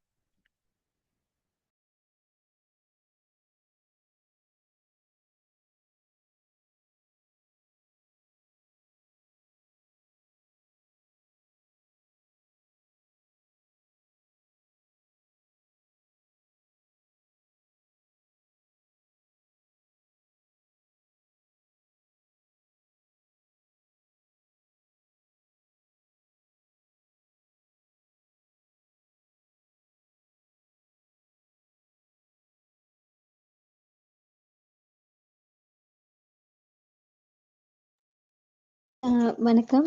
ஐயா நீங்க கேட்டதுக்கு என்னன்னு சொன்னா சில விஷயங்கள் எனக்கும் தெரியும். அப்படின்னு சொன்னா தம்பலகாமத்தோட பூர்வ குடிகள் எங்க இருந்து வந்தவங்கன்னு சொன்னா அது ஆதி தொட்டே தம்பலகாமத்துக்குள்ள தமிழர்கள் இருந்து வந்திருக்காங்கன்ற ஒரு இதுவும் மக்களால சொல்லப்படுது. இந்த மக்கள் எங்க இருந்து வந்தவங்கன்னா சில குடிகள் வந்து இந்தியாவில இருந்து வந்ததுன்னு சொல்றாங்க, சில குடிகள் வந்து இங்கே இருந்தவங்கன்னு சொல்றாங்க. அதுக்குரிய சரியான இதுகள் வந்து இன்னும் பகிரப்பட இல்லை, தெரிய வரல. இன்னொரு விஷயம் வந்து தம்பலகாமத்தோட கல்வி சிறப்பு. உண்மையிலேயே திருவண்ணாமலையை பொறுத்தளவு தம்பலகாமம் வந்து கல்வி மட்டத்துல வந்து சிறப்பு மிக்க இடங்களா தான் இருந்திருக்கு. நிறைய படிச்சவங்க இருக்கிற இடம் தம்பலகாமம். ஸோ தம்பலகாமத்தோட அந்த ஆதிகோண நாயகர் பாடசாலை இப்ப நாங்க படிச்ச ஸ்கூல்ல தான் சொல்றோம். அது சரியா இத்தனாம் ஆண்டு கட்டப்பட்டதுன்றது எனக்கு சரியா ஞாபகம் இல்லை. ஆனா அந்த கோயில் எதுக்காண்டி கட்டப்பட்டதுன்னு சொன்னா தம்பலகாமத்தோட சிறப்புகள்ல வந்து அந்த கோயிலை வந்து முதல் பாதுகாத்து அந்த கோயிலை சுத்தி இருக்கிற இடங்கள்ல வந்து அதை பாதுகாத்ததாகவும், அதனால அதன் தொடக்கமா இப்ப கூடுதலாவே வந்து தமிழ் மரபு இந்துக்கள் மரபுகள்ல வந்து ஒரு ஸ்கூலுக்கு பக்கத்து ஒரு கோயிலுக்கு பக்கத்துல ஒரு ஸ்கூல் கட்டுவாங்க. அப்படி கட்டினதுதான் சில பேர் சொல்றாங்க. இப்ப எனக்கும் நிறைய ஆதாரங்கள் தெரியாது. இப்ப தம்பலகாம கோணேஸ்வர கோயிலை சுத்தி வந்து அந்த காலகட்டத்துல வந்து 6600 ஏக்கர் நிலப்பரப்பு வந்து கோணேஸ்வரர் பூமிக்காண்டு மட்டும் இருந்திருக்கு. சோ கோணேஸ்வர பூமியில தான் அந்த பாடசாலை கோணேஸ்வரர் கோயிலாடுதால அப்ப வந்து ஆரம்பத்துல வந்து அது பாடசாலை இல்லாம குருகுல கல்வி முறையா தான் இருந்திருக்கு. அந்த குருகுல கல்வியை வந்து கற்றவர்கள் யாருன்னு கேட்டா தொழும்புகள் செஞ்சு கோயிலடி கிராமத்தை சுற்றி இருக்கிறவங்க, முக்கியமா வந்து அவங்களோட பிள்ளைகள் தான் வந்து அதுல கல்வி கற்றதாகவும் வந்து இப்ப எங்களோட அந்த பழைய வரலாற்றுல பாட்டியார்கள் இந்த கதை சொல்லிகள்கிட்ட கேட்கும்போது அவங்க சொன்ன விஷயம். அப்ப அதைத்தான் எனக்கு தெரியும். அதை தாண்டி வந்து அந்த பள்ளிக்கூடத்தோட பழைய வரலாறுகள் எனக்கு தெரியல. சோ இது இப்ப நான் உங்கள்ட்ட சொல்ல வேண்டிய விஷயம். இதுல வந்து இன்னொரு விஷயம் வந்து இந்த 6600 ஏக்கர் காணியும் இப்ப இருக்கான்னு கேட்டா உண்மையில இல்ல. சோ இது வந்து பல திட்டங்கள் வந்து கோயில் கமிட்டியால கல்வி திட்டங்களுக்காண்டி வழங்கப்பட்டிருக்குன்னு சொல்லியிருக்காங்க. இது உண்மையா பொய்யான்னு எனக்கு சரியா தெரியல. அப்ப இதுல யாராவது தெரிஞ்சவங்க இருந்தா இதுக்கான விளக்கங்கள் எனக்கு தர முடியுமா?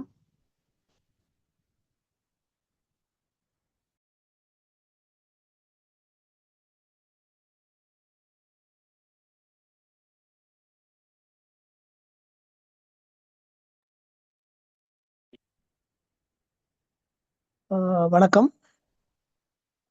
தம்பலாம ஆதிகோணேஸ்வர் ஆதி வித்தியாலயம் வந்து 1897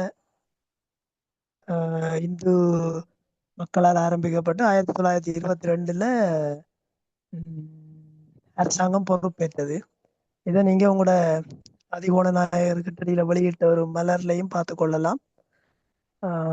அடுத்தது எனக்கு ஒரு கேள்வி, அதுக்கு ஒரு பதிலும் இல்லை. இதுல நிறைய தமிழாமத்தராக்கள் இருக்கிறீங்க. உண்மையில கோணேஸ்வர் தொழும்பு வந்து தாய் வழிமுறையிலான் இருக்கு, அதாவது மருமக்கள் தாய முறையிலாம் நடக்கணும். அப்படித்தான் இஞ்சால மூதூர் பகுதி கொட்டியாரப்பற்று எல்லா இடமும் தாய் வழி மருமக்கள் தாய முறைப்படிதான் நடக்குது.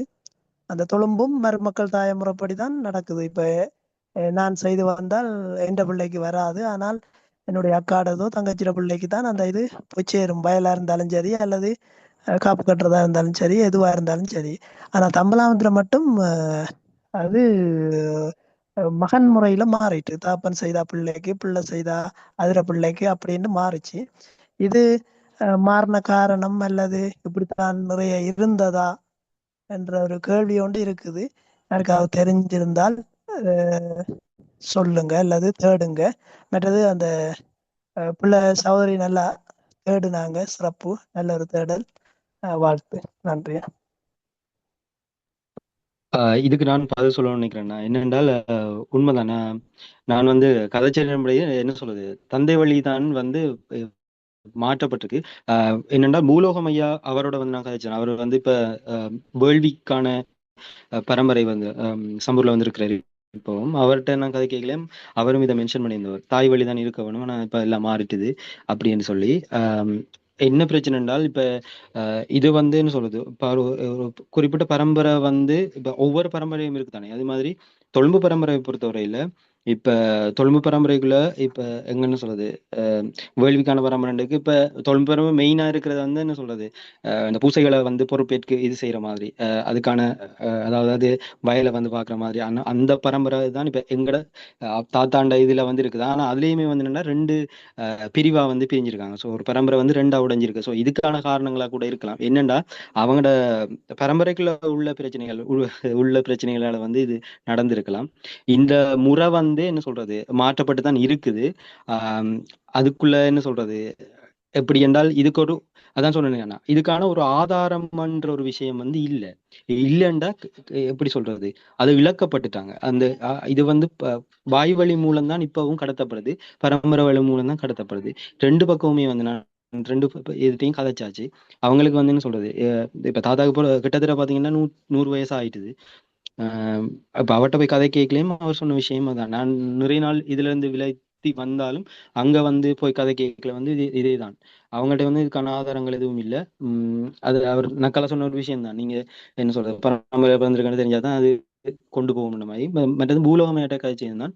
அவட்டையும் வந்து இதுக்கான எந்த விதமான இதுவும் இல்லை, வாய் வழி மூலம் தான் இது கடத்தப்படுது. அங்கேயுமே வந்து இதே பிரச்சனை இருக்கு, தாய் வழி தானே கொண்டு போகணும், என்னென்று தந்தை வழி மாற்றப்பட்டது.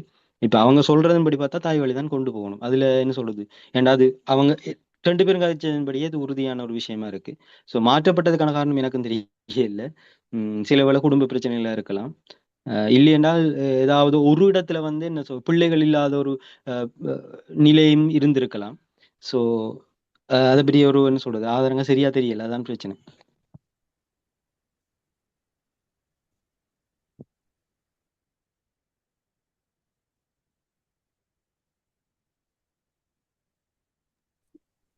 வேற யாருக்கும் கருத்துக்கள் ஏதாவது இருக்கா?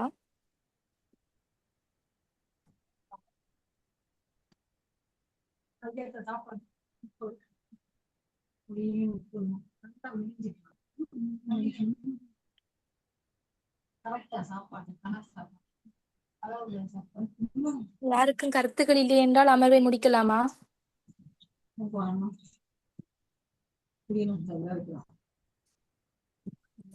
வணக்கம் திவாகரன். அந்த தங்கச்சி நிறைய விடயங்களை சொல்லியிருந்தவ, அதுக்கு பாராட்டுகள். ஏன்னா நிறைய விஷயங்களை கேதர் பண்ணி ஒரு கொஞ்ச நேரத்துல இவ்வளத்தையும் பிரசன்ட் பண்றன்றது லேசப்பட்ட வேலையில. பட் அந்த ஜீவராஜன் அந்த புத்தகத்தை பத்தி சொல்லியிருந்தேன். நான் அவரையும் கூப்பிட்டு இருந்தேன் நான் இந்த இதுக்கு வர சொல்லி. அவர் நேரம் கிடைக்கல, அப்புறம் சதீஷன் ஆண்டையும் வர சொன்னான். நல்ல ஒரு கலந்துரையாடல் தங்கச்சி, வாழ்த்துக்கள். அந்த அதுல ஒரு விஷயம் சொன்னீங்க, அந்த தமிழாம கல்வெட்டு வந்து 10ஆம் சிறால வாசிக்கப்பட்ட இது வந்து முழுசா வாசிக்கப்பட அது வாசிக்கப்பட்டது. அதுலதான் இந்த தமிழாமத்தின் தமிழகாம ஊர் என்ற பெயர் வந்து முதலா வருகிறது. அந்த இதுல இருந்துதான் ஒரு 13ஆம் நூற்றாண்டு கல்வெட்டு. அதுல ஒரு ஜெகதப்ப கண்டன் என்ற ஒரு படைக்கு இந்த ஊரை வந்து தானமா கொடுத்திருக்காங்க. ஜெகதப்ப கண்டன் ஒரு அது ஒரு ஒரு எப்படி சொல்றது, ஒரு விருது பேரா இருக்கணும். அந்த அந்த அந்த அந்த விருது பேரால் அழைக்கப்பட்ட படைக்கு இந்த ஊரை தானமா கொடுத்திருக்காங்க. அதான் முதல் கல்வெட்டு. காலத்தால முந்தைய கல்வெட்டு தமிழகம் என்ற ஊரை குறிச்சு வருது. அதை விட அதுக்கு பிறகு தமிழகம் ஊரை பத்தி நிறைய கோணாசல புராணமா இருக்கலாம், அல்லது எங்களோட வெறிகள் சித்திர கல்வெட்டு காதலா இருக்கலாம். அதெல்லாம் நிறைய சொல்றாங்க. அது அந்த அந்த ஒரு விஷயம் மட்டும் சொல்லணும்னு நினைச்சேன். வாழ்த்துக்கள் தங்கச்சி, வாழ்த்துக்கள். நிறைய தேடுங்க, நிறைய உங்களோட ஊர்களை பத்தி ஆராயுங்க, அப்பதான் எங்களோட வரலாறுகளும் வெளியில வரும். நன்றி. திவாசன் அந்த ஓமண்ணா. அந்த கல்வெட்டை சொல்லி அந்த பிள்ளை சொல்லிச்சுதானே, அதுல ஆமா. அந்த பிள்ளை அந்த பழையதான் பார்த்துருக்குது. என்னன்னு சொன்னா அந்த பத்மநாபசராக்கள் தேடினது பத்மநாபசர் நேரடியா போய் பார்த்திருக்கல. அந்த வேறு ஒரு ஆள் முதல் படியெடுத்த அதைத்தான் அவர் வாசிச்சவர். அது ஒரு ஒரு ஒரு பக்கம், அது ஒரு பக்கம் தான் வாசிச்சிருக்காங்க. மற்ற பக்கம் பார்க்க இல்லை, ஒருத்தர் ஹெல்ப் பண்றாங்கன்னு இருந்தது. ஆனா பிறகு அதை போய் அந்த இவங்க சொன்ன மாவிலங்கத்துறையா ஏதோ ஒரு கோயில் ஒன்றுல புஷ்பரட்னம் சாராக போய் வாசிச்சு அத சொல்லியிருந்தவங்க. எனக்கு ஜீவராஜன் சொன்னவர். அதை போய் அதை படி எடுத்துட்டாங்க. ரெண்டு பக்கம் எடுத்துட்டாங்க அது. ஜீவராஜனோட இதுல இருக்கணும் நினைக்கிறேன். தங்கச்சி வந்து அந்த முதல் அந்த எடுக்கப்படாத அந்த தெளிவான வாசிக்கப்படாத விஷயத்தை சொன்னா தெரியாது.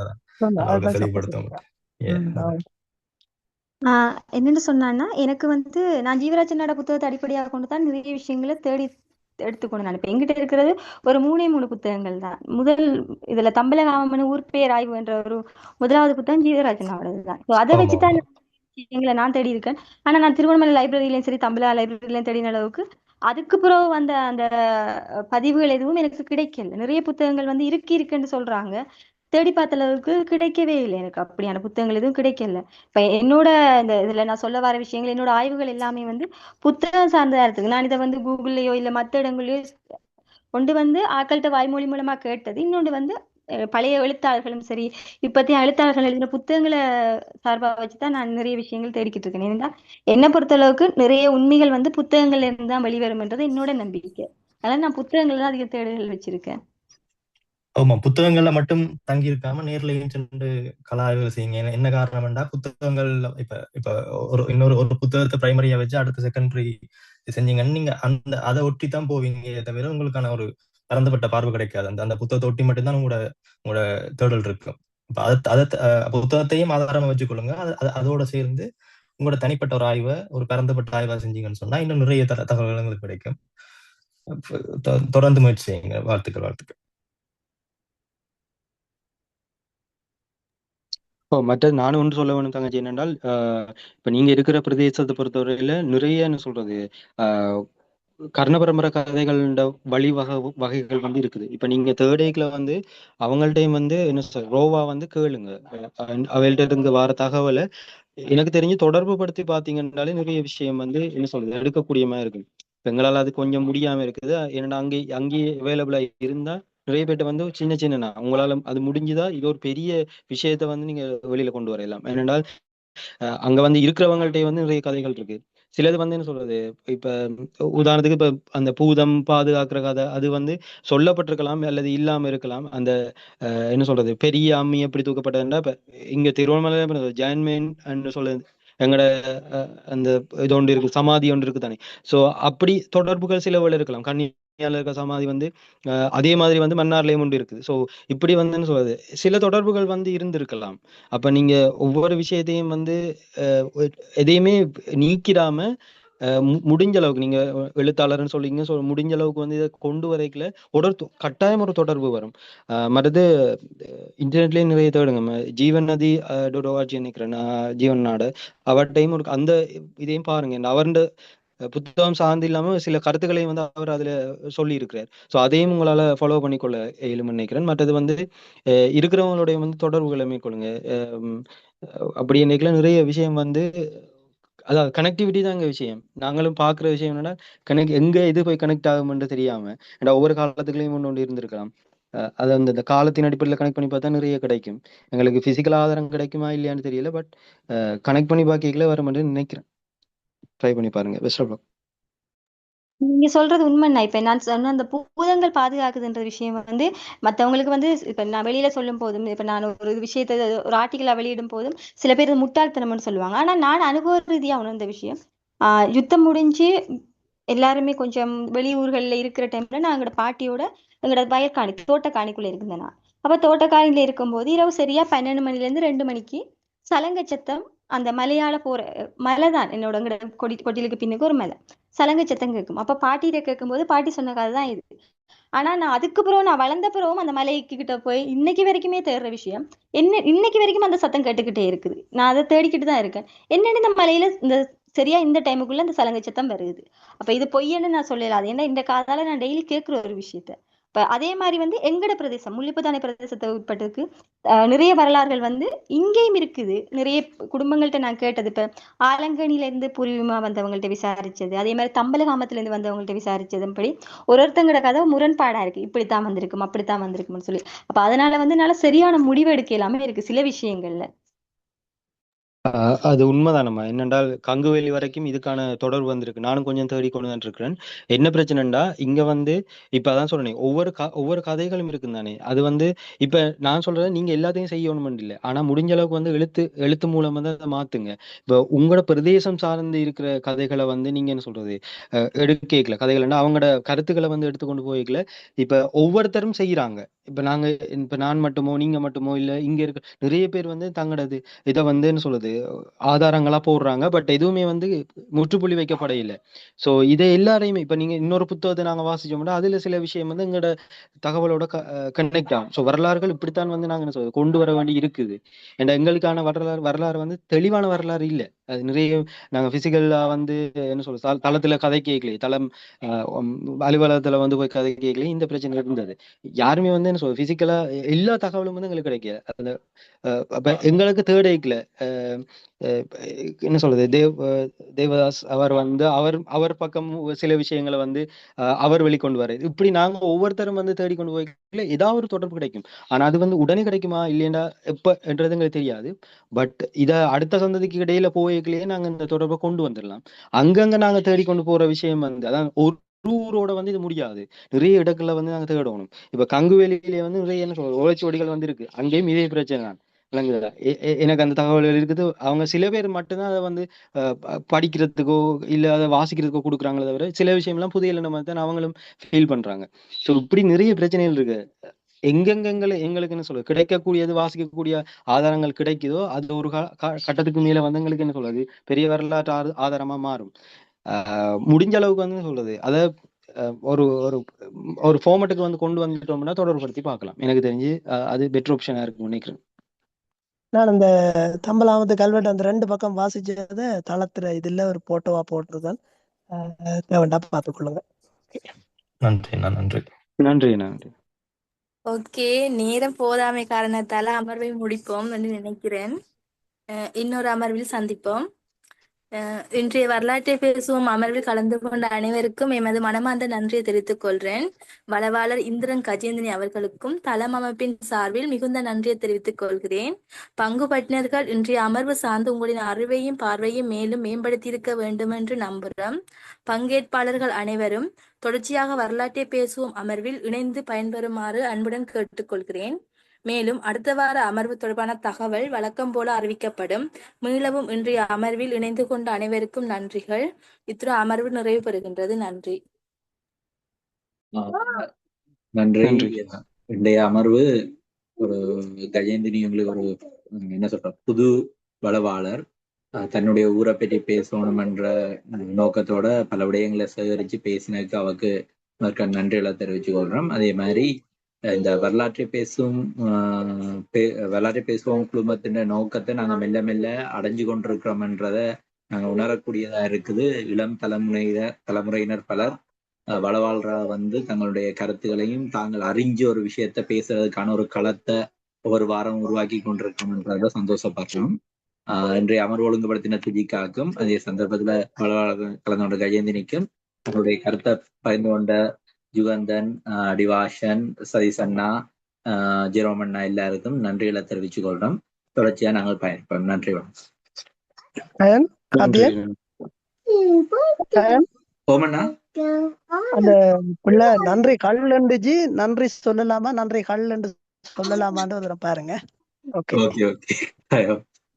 என்னோட நன்றியை தெரிவிக்கிறேன். என்னன்னு சொன்னா எனக்கு ஒரு இதுதான் முதலாவது இப்படி ஒரு கலந்துரையாடல் ஃபர்ஸ்ட் இது ஸோ எனக்கு நிறைய பயம் பதட்டம் இருந்தது. ஏன்னா நான் நிறைய விஷயம் தெரிஞ்சு கொள்ளல. ஸோ தெரிஞ்சு ஓரளவுக்கு தெரிஞ்சு கொண்ட விஷயங்களை உங்கள்கிட்ட சொல்லியிருக்கேன். சில பிழையான கருத்துக்களும் இருந்திருக்கலாம். அது பிழையாக இருந்திருந்தா என்ன மன்னிச்சு கொள்ளுங்க. மற்றபடி எனக்கு தெரியாத விஷயங்களை நிறைய சொல்லியிருக்கீங்க. இப்ப அந்த கல்வெட்டு வாசிக்கப்பட்டு அப்படின்றது நான் இனித்து அதை பத்தி எல்லாம் தேடணும். ஏன்னா நான் தேடின அளவுக்கு எனக்கு அது தெரியல. ஸோ எனக்கு தெரிய வச்சதுக்கு ரொம்ப நன்றி. எல்லாருக்கும் நன்றி. அதை நம்ம நன்றி நிறைய தேடுங்க. உங்களோட பக்கம் இருந்து நிறைய எதிர்பார்க்கிறோம். நன்றி.